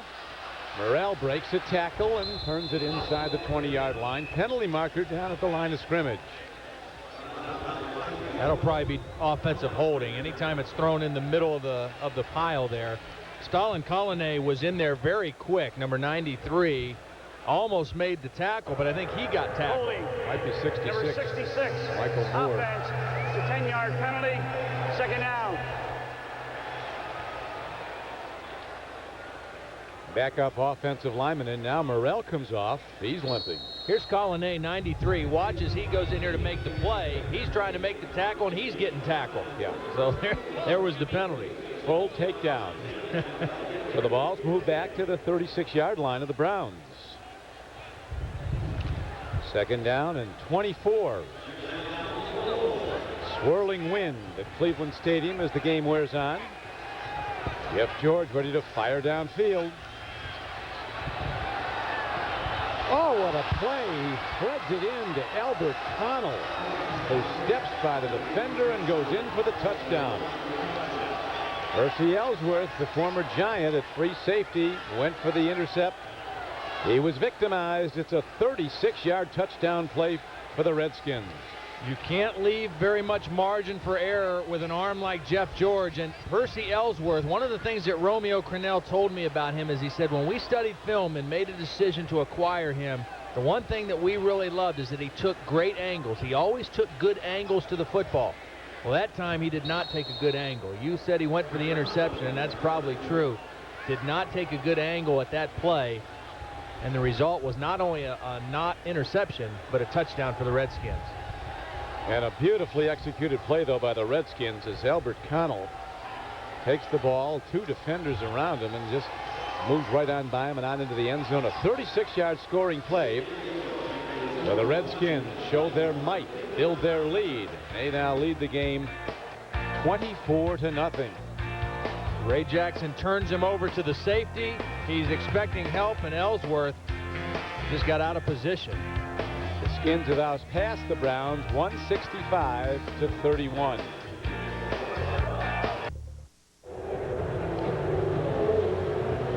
All right, when Courtney Brown just came off the field, Coach Palmer agreeing with Todd Blackledge. He basically said, hey, that was a bad call. It wasn't roughing the passer. Stay aggressive. He gave Courtney a pat on the rear end, told him to hang in this game and keep playing hard. Back to you. Well, he deserved a pat in the back because he's been coming hard all night. Yep. And for Courtney Brown and the Cleveland Browns, the best is yet to come. But they need something good to come now in this game as they're down 24-0 with 9:26 to play in the third quarter. Rashawn Spikes and Ronnie Powell are back deep. The Skins spinning kickoff carries short. Here comes Powell from the 16. 25. Spin move takes him out to the 33-yard line. As we see the perfect throw, 36-yard scoring throw to Connell. I want to show you cover two means the safety and the corner have to work together. Against a cover two defense, that spot of the field is kind of the dead spot. The corner's going to ride the receiver for a certain amount and then turn him over. And the safety has to come over the top to make the play. And Percy Ellsworth, 95% of the time, he takes the right angle and makes that play. That time, he got fooled on the angle, and the result was a touchdown. Tim Couch stands in, makes the throw, and a hard hit is put on by the middle linebacker Derek Smith as the ball is going into the tight end Aaron Shea. I think the one thing, Don, that Chris Palmer needs to try to see what they can do with offensively as we look at the Browns' possessions. Punt, punt, punt, punt, punt. They've got to, I think, try to get something a little more vertical. They've had some success throwing underneath the short crossing routes, but they've not tried to attack this Redskin defense down the field at all. They do indeed have to do that. Here is Tarek Saleh, who's in at fullback, and he is Travis Prentice is back in, and he is taken down. And Saleh is his lead blocker. Marco Coleman makes the stop. Couch so far is 5 of 9 for 25 yards or 29 yards in the first quarter, but since then he's just 1 of 4 for only 3 yards. It's been a long time since trips to the end zone, as you see, for the Cleveland Browns. They've not scored since the fourth quarter of their first preseason game against the Eagles. That was on Sunday night, July 30th. Couch from the shotgun, 3rd and 11. Steps up. And there's nothing there. Now a penalty marker is fired down. There could be maybe a hold. I don't know. Yeah. He was looking at Terry Kirby. There's going to be a hold on Roman Oben working against one of the best pass rushers ever to play in the National Football League, Bruce Smith. So you can see the Redskins are placing some importance on that. Here's Darrell Green, an 18-year veteran, 40 years old, on the field, along with Bruce Smith. Number 72, offense. The penalty is declined. 4th down. Roman Oben, number 72, the former Giant, call for the hold. John Ballantyne comes out to punt for the Browns. Here's Oben over here working on Bruce Smith, and when Bruce Smith has you in 3rd and 11, and you know they're gonna throw the football, he's a tough cookie. Even at his age, he is still a handful for any left tackle. My opinion, it's always a good idea to hold a guy like Smith rather than get a clean shot at your starting quarterback, particularly on a night like this. James Thrash lets it roll. A big punt. Rolls out of bounds inside the 15-yard line. A 54-yard punt. The Redskins get the ball with 7:45 to play in the third quarter.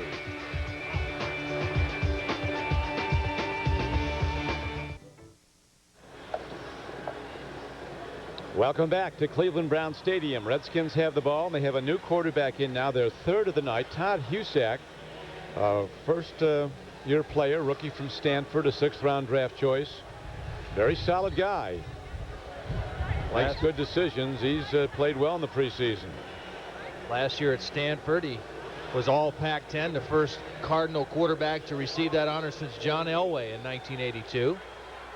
Pretty fair Stanford quarterback. He comes out pitching, makes a completion, fires the ball out, and it's completed for a gain, of about 8 yards. As on the reception was Brian Johnson, the backup fullback in. Nice catch by the fullback coming out of the backfield using his hands.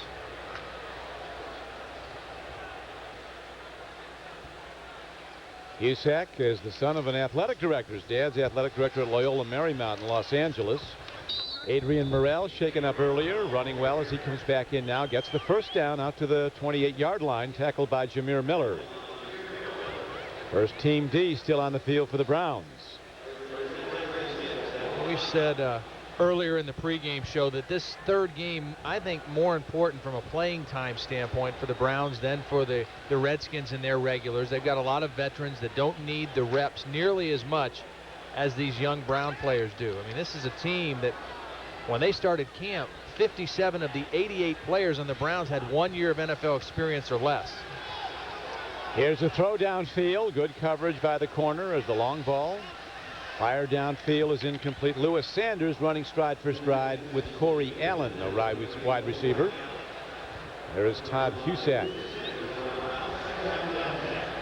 3 cornerbacks drafted by the Browns, and Lewis Sanders, the highest of those 3 picks, picked in the 4th round, has really been the guy that has kind of separated himself from Anthony Marlborough and Lamar Chapman.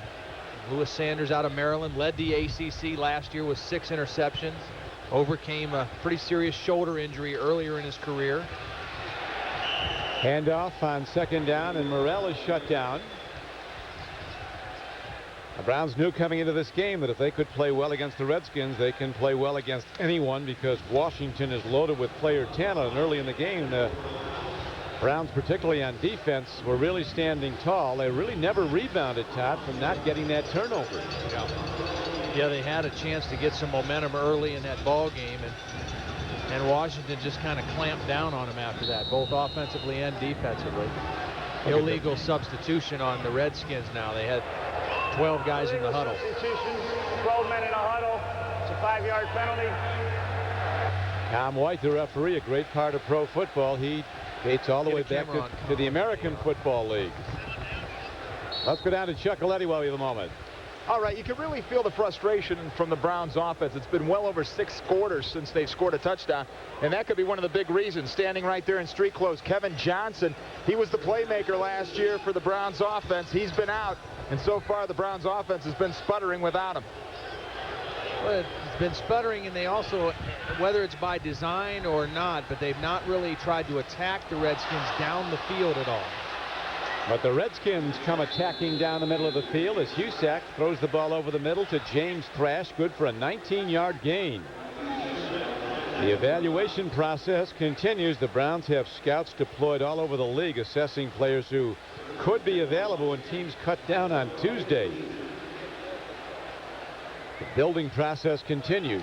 Percy Ellsworth went for another interception there. He was in position reading the quarterback's eyes, and he was there.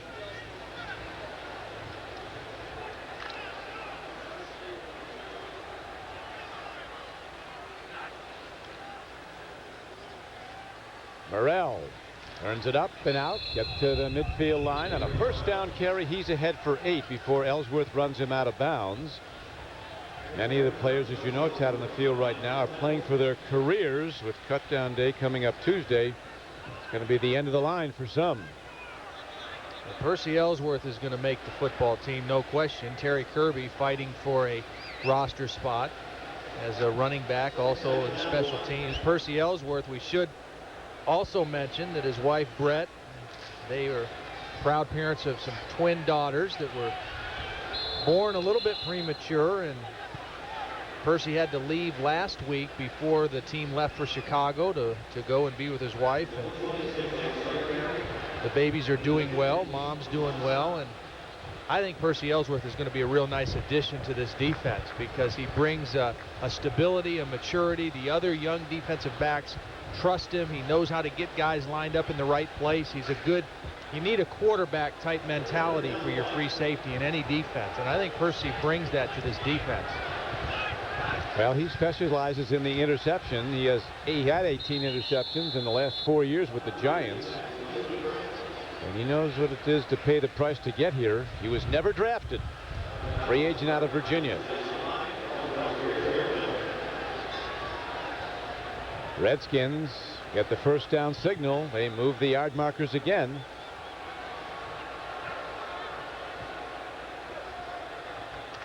Darren Chiaverini not getting a lot of PT playing time. Starter last year as a rookie.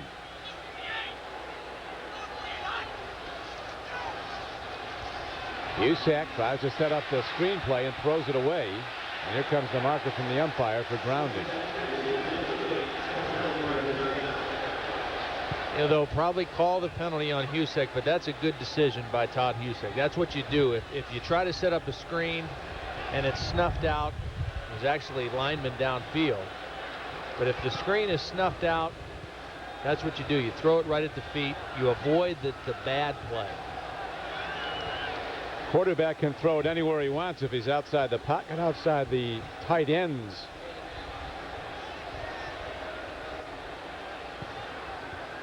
Take a look at Ray Jackson working on Corey Allen.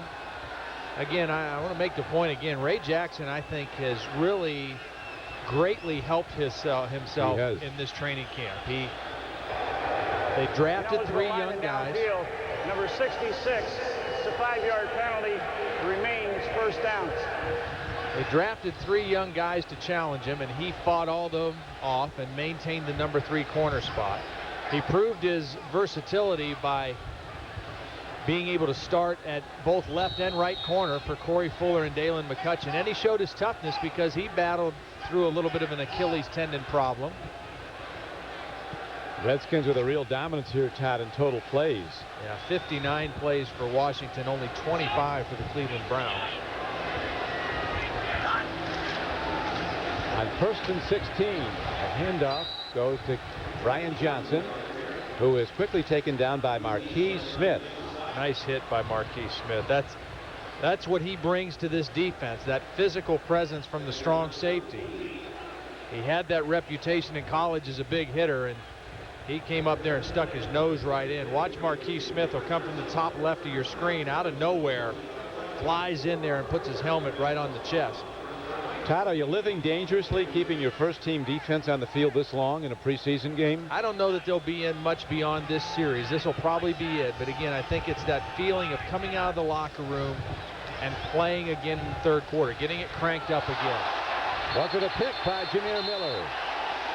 Apparently it was, so a break turns the Browns' way. Jameer Miller comes up with a bobbled ball in midair for an interception. And the Browns have the ball 1st and 10, and they'll have it at the 49-yard line, their own. And the receiver was Brian Johnson, who had trouble handling the ball. So the Browns get the ball back on a turnover, a McDonald's keep play replay. Take a look at the throw. It's a good throw. It should have been caught the first time, but when it was bounced up in the air, Jameer Miller was there for the interception.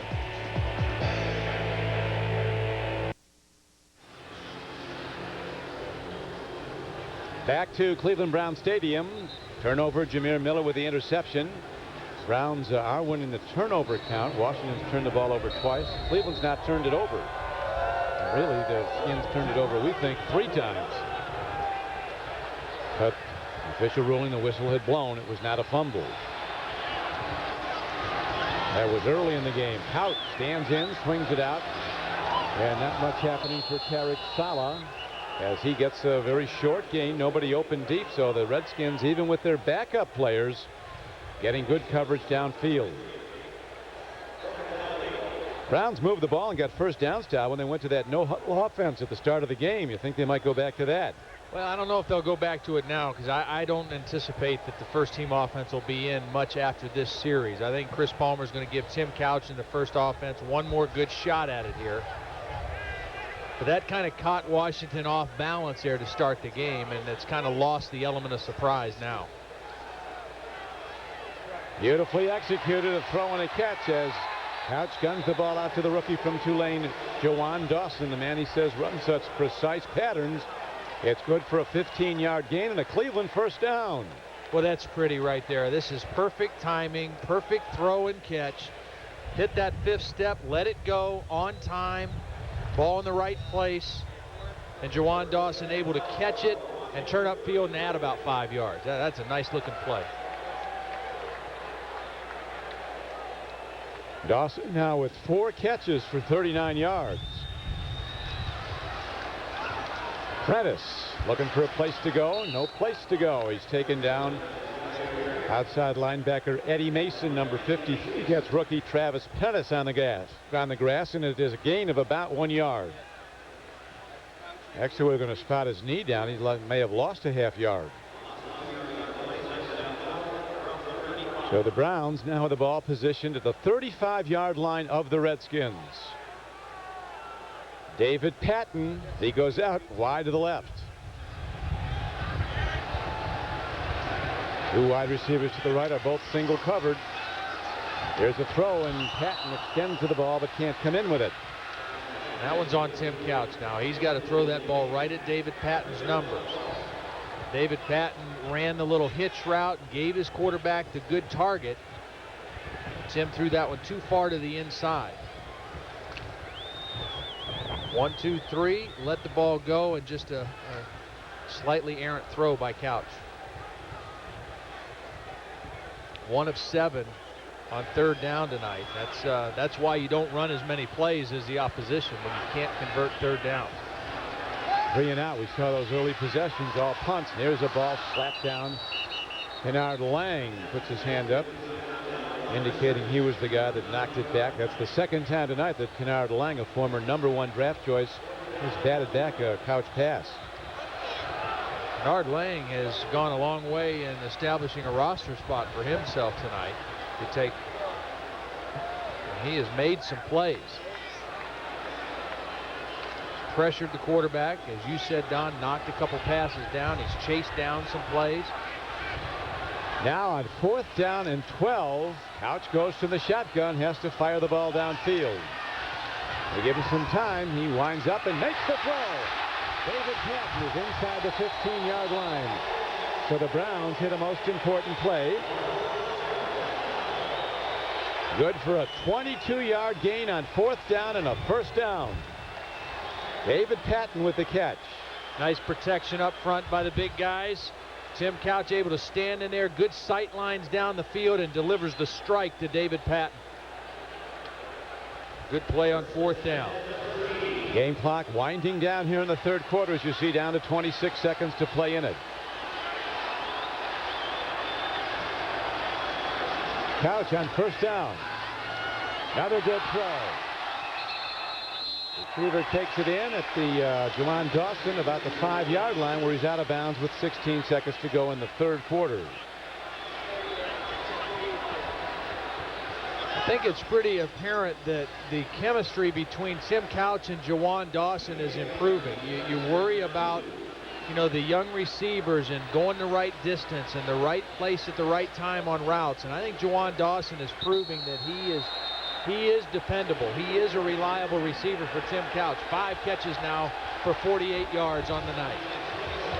And that will do it through 3 quarters of play. The Browns still scoreless, but challenging when we open the 4th quarter. It's 24-0 Redskins. Back to Cleveland Stadium after this.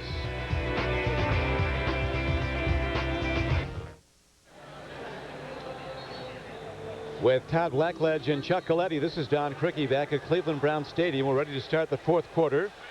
Browns challenging now. They need 1 yard for a first down. Under 5 yards for a touchdown. To the run. Go north and south, Travis. Yeah, Travis Prentice, the rookie from Miami of Ohio, going a little bit east and west and knocked down by tackle Baron Tanner. Look at the third quarter stats brought to you by Giant Eagle. Browns starting to put up some better numbers, but clear domination right there. 279 yards to 106, and again almost doubled them up in total plays through the first 3 quarters.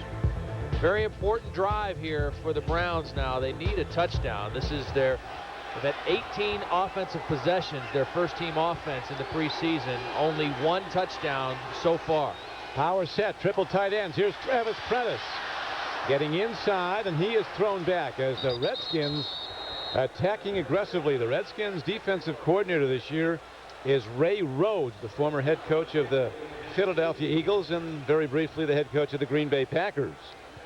And Matt Stevens, the free safety who's going to come up and make this play, played for Ray Rhodes at the Eagles. He's a tough, overachieving kind of guy. And again, you can't make a living running east and west in the NFL. And Travis Prentice, once he saw what he needed for the first down, got to stick your nose up in there and get the first.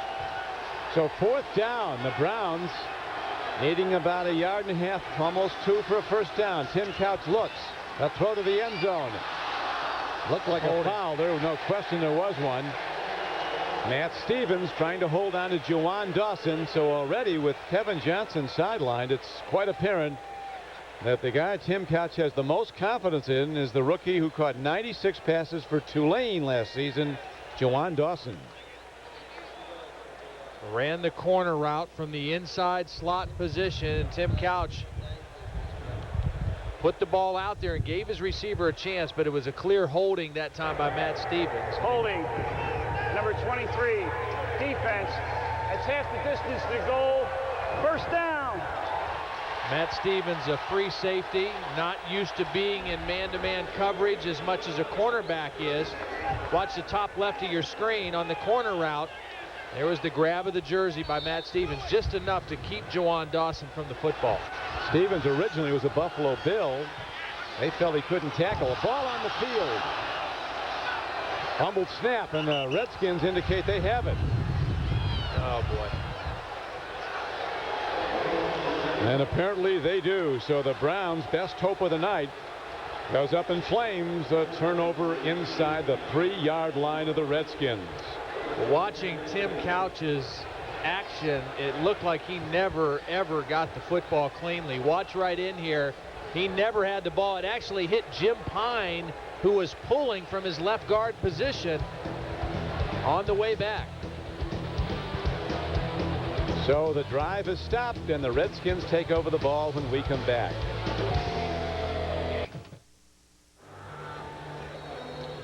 We're back. The Browns had a chance. Let's watch again as the turnover kills the drive. Coming up right after this play as we go to live action. Redskins go to the run to try to get out of jail, and almost a safety tackle. Darius Holland, 73, makes a slug on Kevin Pizak, and he barely got the ball out of the end zone. Take a look again at Darius Holland now, working down in the goal line, gets good penetration on the inside, very quick penetration, and almost comes up with 2 points there. Good quick move on the inside by Holland.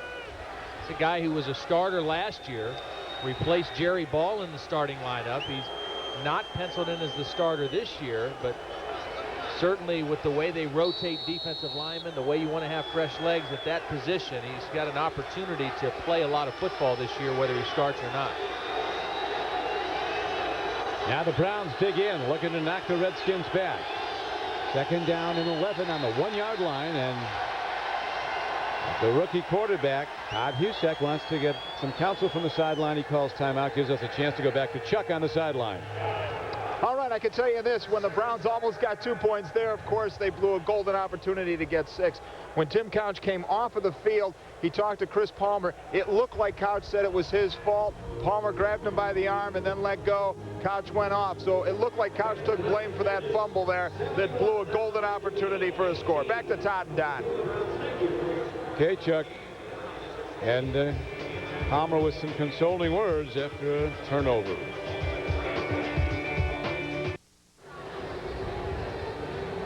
And back to live action as the Redskins huddle in their end zone. Ball at their 1-yard line. 2nd down and 12 coming up. What kind of advice do you think the rookie Husak got on the sideline, Todd?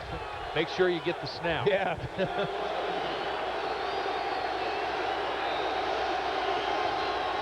He rolls out. Going to throw it from the end zone. He dumps it out, and ball was up for grabs. Brian Johnson, the fullback. Tim McTire was going for the hit. Ball was floating up there to be intercepted. Now let's go back to the fumble. Why would Tim Couch say it was his fault? Well, when you're down on the goal line, you've got to ride the center. He's got a tough block here. You've got to make sure your hands go with the center. And it looks like Tim Couch may have pulled out away from the center a little too quick. He never cleanly had the football, and you know that center quarterback exchange has to be automatic. And when you're down on the goal line, you really have to take extra measures to make sure you ride the center and go with him a little bit to get the snap. And as you see, the Redskins with 80% conversion on 3rd down tries. They won't get this one. As on 3rd and 12, they go to the run and quickly shut down. Lenoy Jones is the lead tackler. Number 56, a very spirited player and a good one. And that means that the Redskins will have to send their punter Williams into his end zone. And will the Browns send a 10-man rush?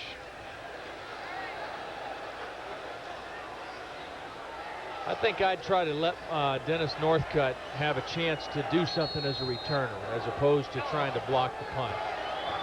Northcutt standing at the Washington 49-yard line. There he is, the 2nd-round draft choice. One of the best kick returners in America in college football last year.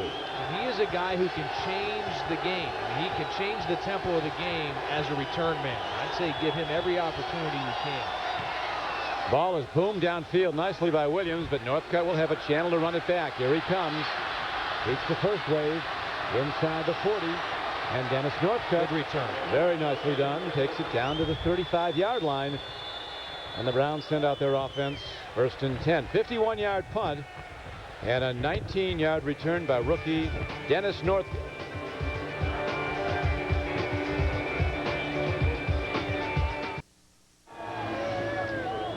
And again, thanks to the Goodyear Tire and Rubber Company for supplying their blimp coverage tonight. In September, another Goodyear blimp will be in Sydney covering the 2000 Summer Olympic Games. Spurgeon Wynn in at quarterback for the Browns. M. Couch to the sideline. 10 of 20, just 82 yards. No points tonight so far for Cleveland. Still 11:45 left to play. Spurgeon's going to come out firing, swings it out softly, and gets the ball to Rashawn Spikes, another rookie, and he's down at the 34-yard line. A lot of motion, a lot of movement, 1-yard gain. Take a look at Spurgeon's numbers, and it was interesting talking to Chris Palmer about Spurgeon Wynn's performance last week against the Bears. He was very pleased with Spurgeon, thought he did some nice things, but he felt like the longer he played, whether it was because of fatigue or just the defensive pressure, he started to revert back to some of his old tendencies, a longer stride, a slower delivery. They've worked really hard on making everything more compact and quicker for him. He said the longer he went, he kind of reverted back. It'll be interesting to watch him tonight. Well done by Spurgeon Wynn as he pumps it, brings his arm down, starts to run, and then guns the ball ahead for a 1st down to Dennis Northcutt. Down to the 20-yard line. Well, the thing that's impressive there that Spurgeon does is when he decides to leave the pocket and scramble, he scrambles with a purpose. He isn't just scrambling just to try to run. He's looking to throw as he leaves the pocket, and he makes a nice decision and a good throw on the move. Good for 14 yards. Not there right now. Get outside, but still keep your eyes downfield and make the throw.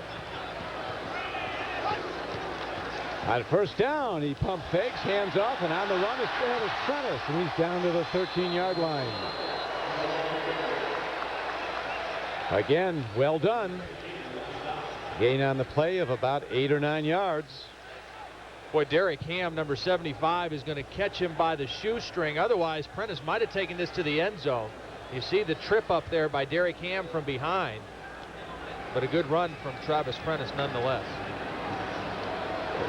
And a change of pace now with Spurgeon Wynn coming in. He seems to have energized this young offense. A lot of backup players in. Second down and less than 2. Woof, ball on the field.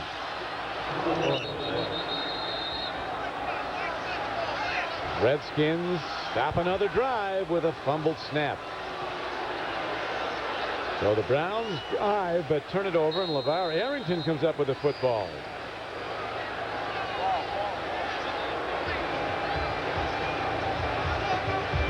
Here it is as we now go to break.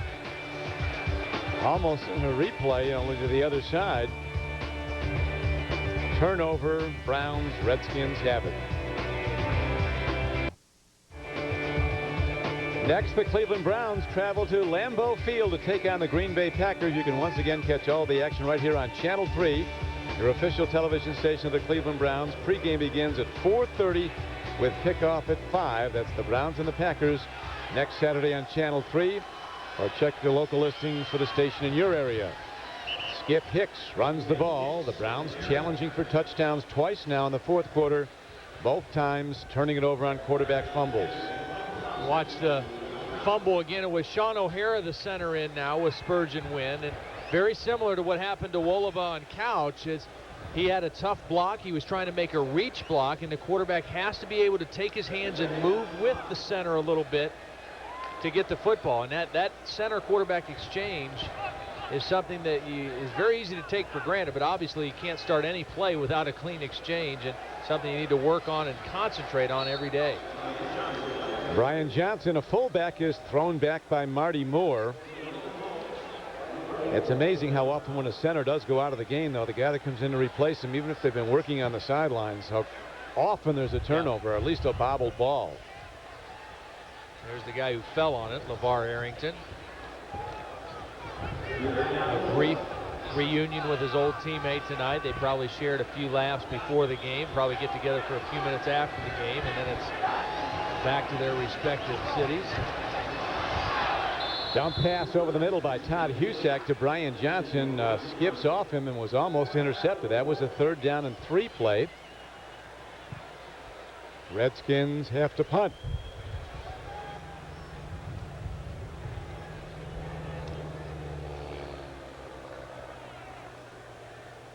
We saw Northcutt with a nice punt return the last time. Now Damon Dunn into the ball game and a chance to see what he can do.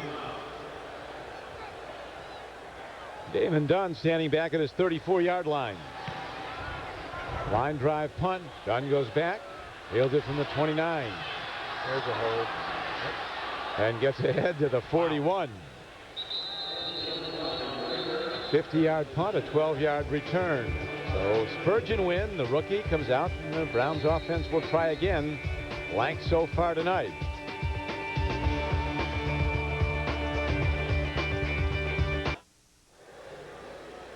.8:18 to play. Redskins continue to lead the game 24-0. Other scores around the league.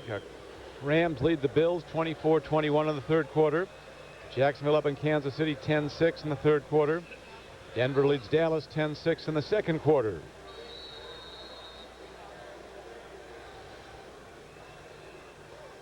The Redskins starting to really gear up. They dominated the New England Patriots.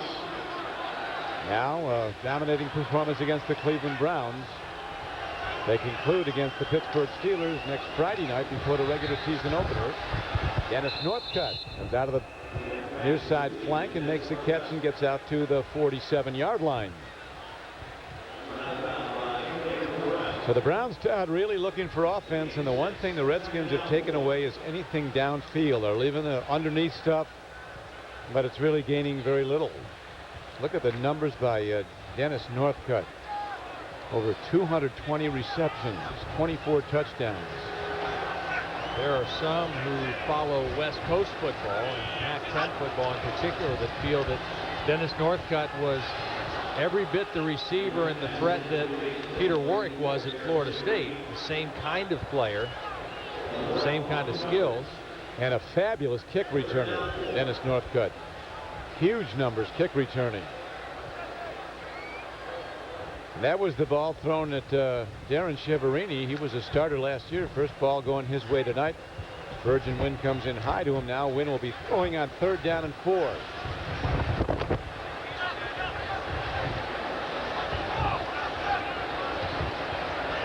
Wynn from the shotgun. 3 wide receiver set. Throw and a catch and a first down. As the ball is threaded into the sure-handed Chiaverini. If the play goes, it'll be advanced to the 44-yard line for a gain of 10 yards and a first down. But let's see now. The Redskins all jumped at once. Yeah, should be offsides. Good use of the snap count by the rookie Spurgeon Wynn. Got himself a free play and a chance to go anywhere he wanted with the football. The snap count drew the offsides. 75. Defense. That penalty is declined to take the result of the play. First down. Chiaverini with the catch. You know, there's a lot been said about, well, what if Tim Couch had good chemistry with Darren Chiaverini? Why isn't he getting to play much right now? Wouldn't it be better for the offense if he was back in the starting lineup? And he may very well end up back in the starting lineup, but right now they're trying to work the chemistry with the younger receivers, and the only time to do that is in preseason. You can't do that during the regular season. Wynn, just as he's tackled, releases the ball, an incomplete pass. It'll be 2nd down and 10, and here's Chuck Coletti. All right, Don, I can tell you this as you look behind me. This really kind of sets the scene down here, the mood of the team. After 2 fumbles, when it looked like the Browns were finally going to score a touchdown, both times they came up short, and you could just see the guys now, just kind of a stunned look on their face as they're watching this one, as everything that could have gone wrong so far has. Back to you. It has gone wrong indeed at critical times. 2 fumbles by the quarterbacks, one by Couch, one by Wynn in the red zone inside the 20 of the opposition. Here's a pitch forward. It's a forward pass, and Rashawn spikes, fields it, and gets ahead on 2nd down and 10 for a gain of only about 2 yards. The Redskins continue to slam the door on any big plays. They give you the underneath stuff and then shut it down. Nice little adjustment on the fly that time by Spurgeon Wynn. Couldn't throw the football, but had the presence to just kind of flip it forward for a completion. Take them any way you can get them, I guess. And now with the winds gusting, 6:55 to play in the game, Spurgeon Wynn must throw on 3rd down and 9. Who would think you'd need sideline jackets in August? Yeah, they all have them on. Wynn stands in.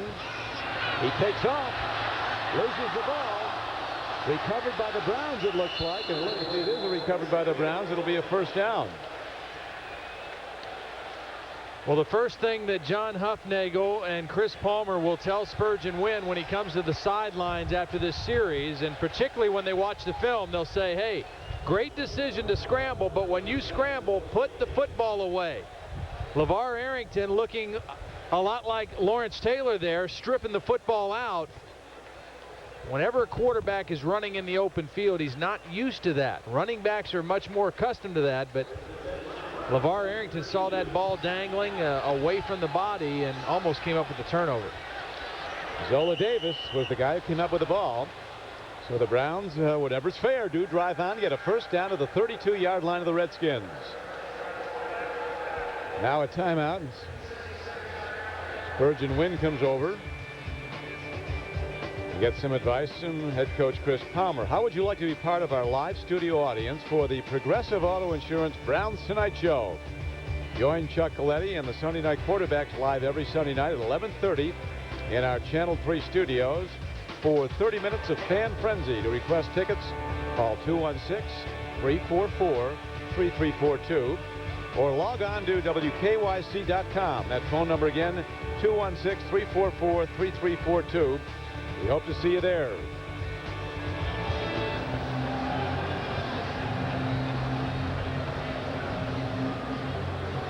Ball position at the 32-yard line. It's first down and 10 for Spurgeon Wynn and the Cleveland Browns. What's that sign mean? That means Chris Palmer's upset that they didn't reset the 25-second clock. That's why Spurgeon Wynn had to burn a timeout. think he's saying, look, you started that clock too soon. You need to reset it.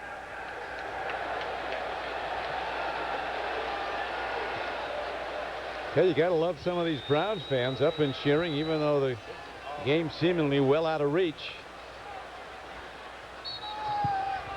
Denver leading Dallas 10-6 in a second quarter game. Second quarter score, and here now is Spurgeon Wynn on first down and 10. Rashawn Spikes breaks one tackle, then another, and he keeps on trucking. Rashawn Spikes turns it all the way down to the 15-yard line. A 17-yard gain and a Browns first down. And a penalty on top of it at the end of the play. What a run by Rashawn Spikes. Marker down indeed.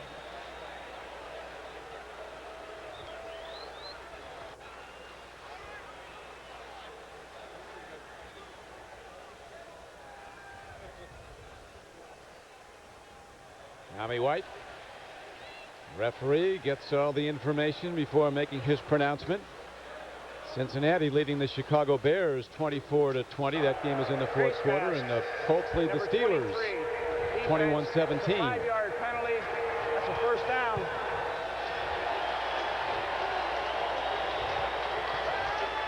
Take a look again at Rashawn Spikes. Now, he does a little bit of everything on this play. He eludes the first defender right there. And then watch the balance. The good balance, puts the hand down, and then the acceleration at the end of the play. And there's the face mask by Matt Stevens. What an excellent run that time by Rashawn Spikes. Very impressive. Now the Browns again challenge in the Skins red zone. Get the snap first. Wynn sacked back of the 23. Looked like one of his linemen stepping back to pass block stepped on his foot. And he's quickly taken down. I think you're right. There was a step by the right guard and then an unblocked linebacker coming in there for the sack. Pretty hard to avoid that one. And he has got a beeline to you and nobody in between him and you. And actually Spurgeon Wynn did the right thing there, just protecting the football at that point. Mitchell, the backup middle linebacker from Syracuse, and his strength is as a blitzer. Second down now and 20 on the 20-yard line of the Redskins. Here's a blitz. Spurgeon Wynn caught and sacked. The blitzer this time comes from the outside. It's Eddie Mason, another linebacker. So Ray Rhodes, the defensive coordinator, shooting his backers and knocking the Browns back. Outside linebacker coming from the backside here. Spurgeon Wynn, no chance. That's two plays in a row, two unblocked linebackers. And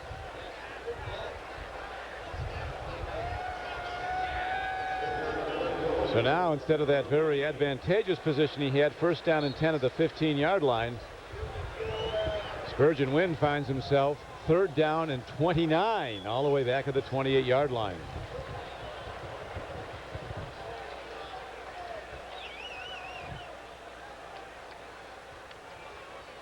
having to bring Roman Oben back into the ball game.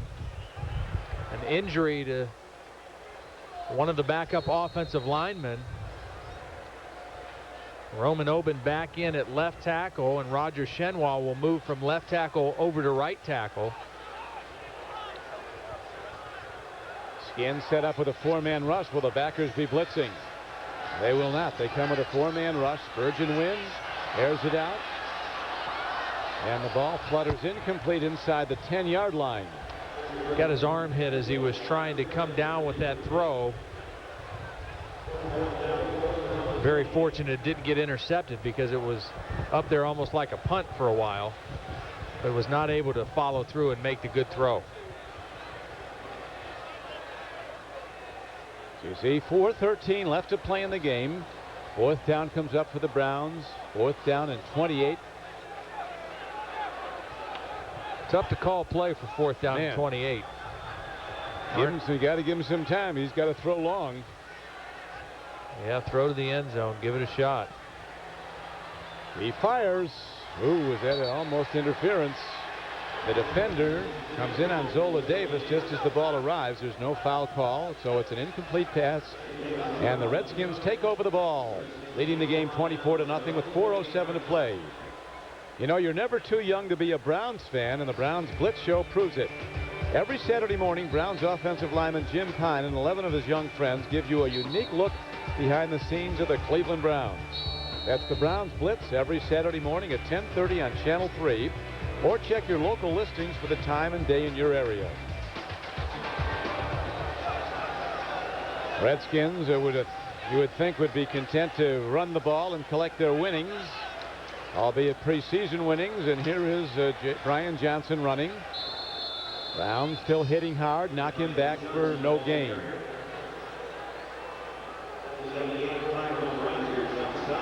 The post-game show to follow.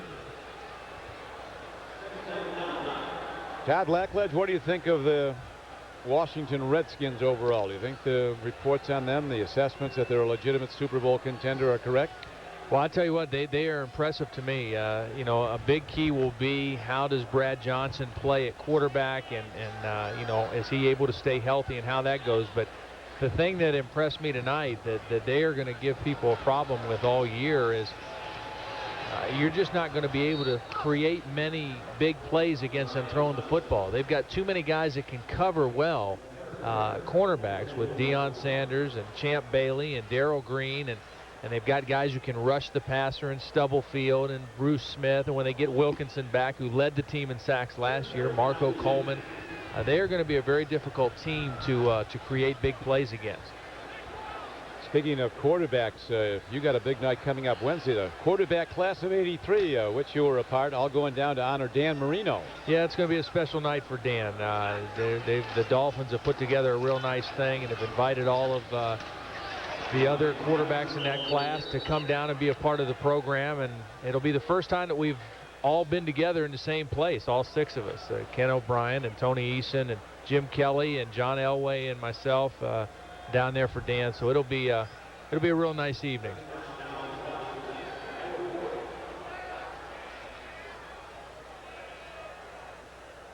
Ball out to the 40-yard line, and there it will be first down and 10.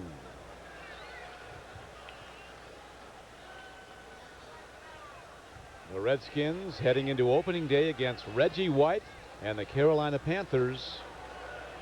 That'll be at the FedEx Stadium outside of Washington, D.C., the home of the Redskins. 2-minute warnings now given. Redskins closing in on their second preseason win in 3 games.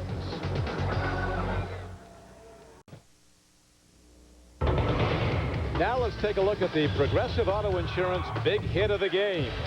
Mr. Rashawn Spikes, meet Mr. LeVar Arrington, rookie on rookie. And as we said earlier in the show when it first happened, the decleater, both feet off the ground, airborne. And now the Redskins go to the run and advance the ball over the 40-yard line. Jeff Kerr making the knockdown there.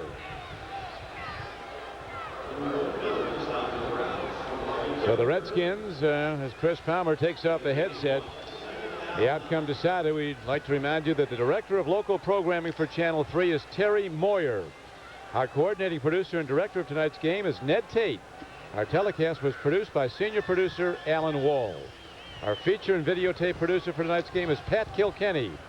And also thanks to engineer in charge Jack Schmucky and all the talented men and women of our crew here in Cleveland who brought you the sights and sounds of Redskins Browns football. We thank them all. And also our spotters Jeff Fenner and John Betchkel and statistician David Clancy. So the Cleveland Browns and coach Chris Palmer get ready for a trip to maybe the most famous address in football, Lambeau Field, Lombardi Drive, Green Bay, Wisconsin. You know, we were talking about it last week, Don. We were in Soldier Field last week, and between that place and Green Bay, there just isn't much left of the old history of the NFL as far as stadiums go. And so it'll be a fun way to conclude the preseason for us as well. Packers, a word on them, pretty good football team, a lot of speed, although their quarterback has been dinged. Brett Favre, a 3-time MVP.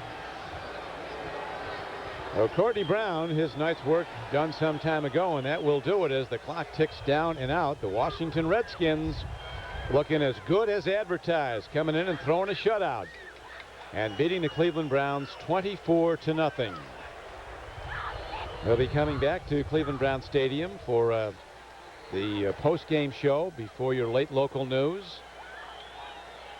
So the Browns really hoping to get their offense cranked up tonight. It didn't happen. They were really energized early. Their defense was really stonewalling the Redskins. As we see a reunion before the Penn State All-Americans, you can get down there and join that alumni group, Todd. Those guys are both bigger, stronger, and faster than I ever dreamed of being. So the final numbers up. It is Washington Redskins over the Cleveland Browns 24-0. We'll be coming back for the post-game show to Cleveland Browns Stadium in a moment.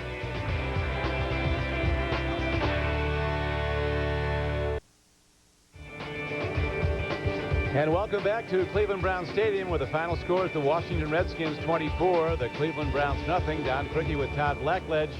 You look for something to build on, and particularly in this third preseason game when hopefully the team starts to come together, but there's not much to build on in this game tonight, Todd. No, particularly offensively, there's not. They actually moved the ball a couple times, got it into the red zone, and either turned it over or, you know, had something unfortunate happen. They weren't able to get it in the end zone. Defensively, they did do a few things. They had a couple goal line stands. They had the good stand right there at the end of the half. They made a few plays defensively, created some turnovers. So there are still some positive things, and the good news, Don, for the Browns is it still is the preseason. Right. It really doesn't matter that much right now. You got to find things to build on, find the right combinations, but these games don't count.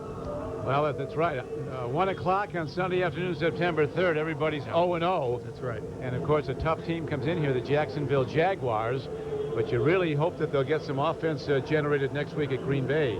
Yeah, and the problem with a team like the Browns that are so young is you want to give them something positive to build on, to take into that game in September.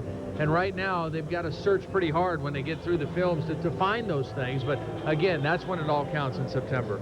Let's take a look now at the game stats brought to you by Giant Eagle. Dominance by the Redskins on the scoreboard and also in the statistical count, as they really outnumbered the Redskins, the Cleveland Browns, particularly in the passing numbers.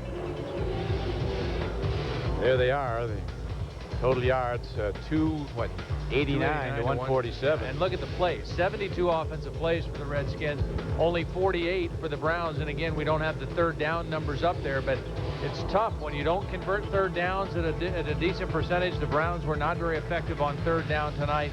They can't maintain the football. You don't move the chains, and therefore the Redskins, a dominant effort on both sides of the ball tonight. Todd, how about next week now against the Green Bay Packers? It's your final preseason game. And the opening day is a weekend, so how much do you go with your starters? I think they'll probably play at least the first quarter, maybe the whole first half, because you still offensively, I think you want to build some things, try to get something positive to take into the season. But again, that game in September, the first part of September, is even more important. Well, the story tonight was some good moments for the Cleveland Browns, but not nearly enough as a true NFC powerhouse. The Redskins came in and were better than advertised, winning 24-0. Don Criqui for Todd Blackledge and Chuck Coletti. The postgame show is next.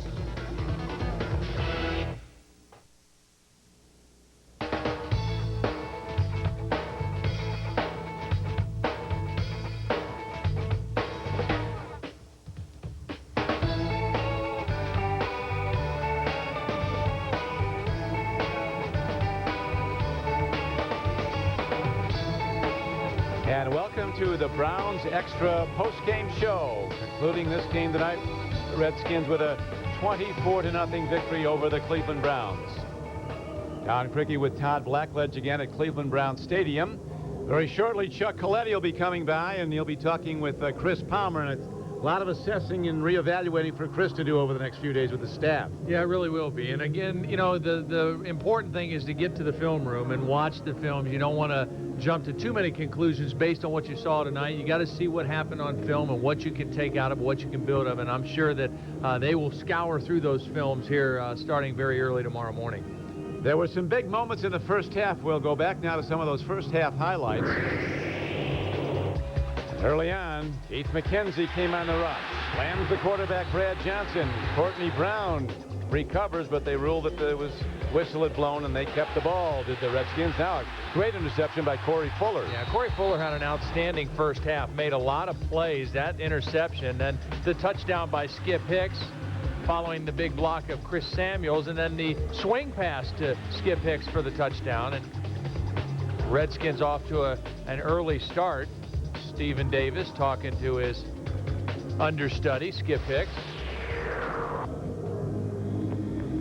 But as the half wore on, the Redskins methodically drove the ball down the field. The third-year back, Skip Hicks, first ran for a touchdown, then he caught a swing pass for a touchdown, 14-0, and soon after 17-0 at the half. The Redskins really had command then. Now for more on tonight's game, let's go to the sidelines to Ron Yantz. Well, Don and Todd, I thought it was interesting tonight when you looked at the offense that the Browns ran, that really late until the Tim Couch session, late in the third quarter, they really didn't throw too many passes over 10 yards. And Todd, you mentioned in the pregame show that when Terry Kirby was in the game, that we really could probably only look for him in third down situations, and really that's all we saw him tonight in. Rashawn Spikes had a good game. Does that mean Terry Kirby is on the bubble more than we thought he was to make this football team? Defensively, I think two guys stood out. Corey Fuller and Jameer Miller played great games, and really, if the defense wasn't on the field as much as they were, if the offense could do more than 3 and out, maybe that defense does a little bit better than they even did tonight. Don, Todd? Okay, thanks, Ron. We'll be coming back with more of tonight's post-game report. The Browns extra final as the Redskins win tonight's game 24-0. Back in a moment.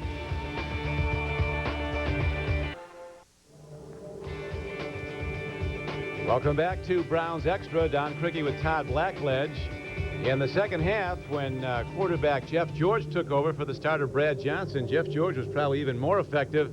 In fact, he combined with speedster Albert Conlon was probably the prettiest play of this preseason. Yeah, outstanding play. And again, everybody knows the kind of arm that Jeff George has. He can throw the ball as well as anybody, not only that's playing now, but maybe has ever played. And on that touchdown pass to Albert Conlon, he zipped one in against right between the corner and the safety for the touchdown for the Redskins.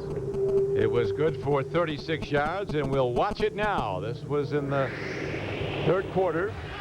Jeff George takes a drop, threads it in beautifully, and Connell between two DBs takes it in for the touchdown. Then a moment of glory for Jameer Miller, an interception on a bobble ball. Here's David Patton. That was a fourth down play where they picked up 20 yards and a first down. It appeared that the Browns were going to get in, and then twice in the red zone, fumbled snaps. There was one by Tim Couch and another by Spurgeon Wynn, and then the last threatening drive that the Browns had with Spurgeon Wynn, a couple sacks back-to-back, knocked him out of scoring territory. So now the Cleveland Browns get set for the final preseason game, heading to Lambeau Field at Green Bay for a meeting next Saturday night. Actually, it'll begin at 5 o'clock. The kickoff will be at 5 o'clock Eastern Time, Cleveland time. Pre-game show starting at 4:30. But you get another test, and they've really got to get their offense together. When you have no points with 2 weeks to opening day, it's not good.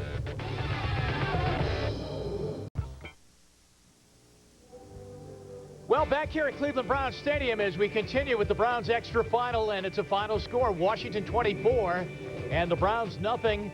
I'm a believer, Todd Blackledge, and the Redskins, they're pretty darn good. And I noticed one thing. The Browns could not throw the ball at all long, and there's a reason for that. I don't think you can pin it all on Couch. I just don't think that there was anything open because these cornerbacks are so good. The cornerbacks are extremely good. It's tough to get separation, particularly with young receivers going against those guys. But I think it was a little bit by design, too. I didn't see them trying to attack the Washington defense downfield. Everything was short and quick.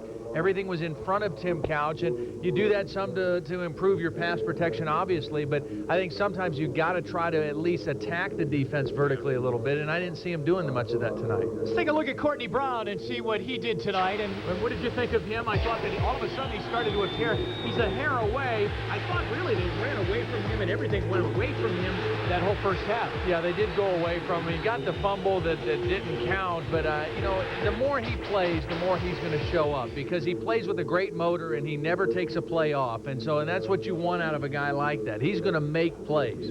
Todd, let me ask you about the roughing the passer penalty. Yeah, was it just bad call? I thought maybe the only thing they could have got him for was leading with the helmet, huh? Yeah, I just think it was, you know, he's a rookie and Jeff George is an established veteran, and I made the point on the air that if that was Bruce Smith rushing Spurgeon Spurgeon win, there's no way they make that call. So maybe in about 10 or 15 years, Courtney will get that call. Hopefully not 10 or 15. Hopefully I hope so, too. All right, let's go down and check in with Chuck Coletti right now. He talked with head coach Chris Palmer. All right, Coach, really in a situation like this tonight, just your thoughts overall? Well, obviously they're a very good football team, and I thought defensively we did some nice things. We had 2 interceptions, a nice goal line stand. I thought that we had an opportunity defensively to make some more plays and try to turn the game around there if we could. Offensively, we really never got on track. We didn't execute well. Twice we've been inside the red zone tonight, and we fumbled center quarterback exchange, which is disheartening. One time, Tim, I think the ball got hit by the guard coming around, and that's the quarterback's fault for not stomaching the ball, and then the other one, the center snapped the ball early. 8 quarters now without a touchdown. Kevin Johnson didn't play tonight. Eric Rett didn't play tonight. That's 2 potent guys on your offense, but you got to be somewhat concerned. No, I'm really not. I think that we did some things. I think that the caliber team that we were playing was pretty good.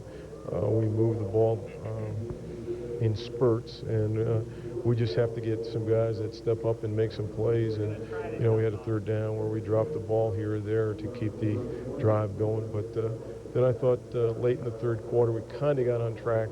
Couch had a pretty nice drive, and then we fumbled the ball in the red area. Now the 3rd preseason game usually is the biggest one, but what do you tell these guys going into Green Bay next week? Again, we'll approach it and prepare for it and get in and try to stay healthy and get ready for the season. All right, thanks a lot, Coach Palmer. Let's kick it back to...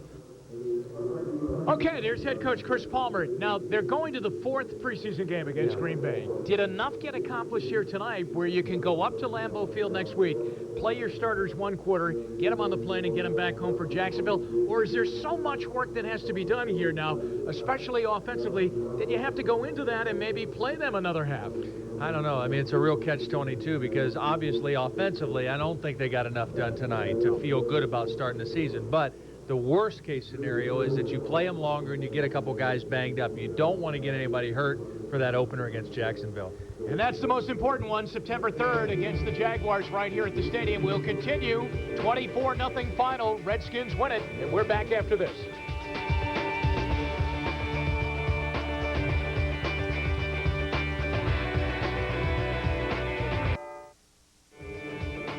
Back at Cleveland Browns Stadium, Jim Donovan along with Todd Blackledge here in the Browns broadcast booth. 24-0 the final score. Redskins pitch a shutout here, scoreless at the end of the 1st quarter, but then 2 touchdowns and a field goal in the 2nd quarter, and I thought that Brad Johnson looked pretty darn good once he got it rolling. And then Jeff George came in, and the old slinger did what he did. He took them to a late field goal, and then a beautiful 36-yard touchdown pass in the opening possession of the 2nd half. Yeah, I mean, he can flat out throw it. There's no question. Jeff George can throw the football. There were about 3 throws where he had no legs under him. Yeah, I mean, he just threw all arm. But that's what makes him special. That's what makes his arm special, is he doesn't need to step into it and make the throw. He's got that much torque, that much rotation to make the throw. And I thought both quarterbacks, this is a very methodical offense. I mean, when they can gear up their running game a little bit, and they got productivity out of both Stephen Davis and Skip Hicks, that opens up their play action. It opens up all their weapons. And once they got going offensively, they were pretty tough. Well, I don't know if the numbers are going to look pretty, but we're going to show them to you. Here are the final stats. Rushing the ball, the Browns, 35 yards. Washington wanted to run the ball, I think, early in the game, and they did. For 96. They threw it for 193. The thing that I think really hurt the Browns doesn't appear right there. 6 penalties, and a lot of them kept drives going. Yeah, 6 penalties, and they weren't very effective on 3rd down. That's why they got so outnumbered on the plays, 72 to 48 plays. But, the penalties, there's 2 different kinds of penalties, Jim. There's the dumb penalties, one when you have the jump off sides or the illegal motion. You really hate those. You want to eliminate those. But sometimes aggressive penalties, they're not that bad. If your team's playing with a little nastiness, a little edge, they can be okay. And there were a few of those. All right, we'll be back to the stadium. 24-0 Redskins in with a shutout win tonight. Back with more after this. All right, that's true. The defense did play well tonight. Offensively, we're going to become more consistent. We just took turns making mistakes tonight, and those are the things we can't have happen. When you came in, you seemed to spark the team. You had something going, and then the fumble occurred. Right, that was just a miscommunication between my center and I. You can't do that, especially down there in the red zone, but those are the mistakes we're going to correct. Young team, you're a young guy. You guys are going to have to bounce back. What was the mood in the locker room tonight? You know, it was mixed. We knew we had a chance to beat that team tonight, but we know the mistakes we made were correctable. All right, Spurgeon, better luck next week in Green Bay. All right, let's go back to you.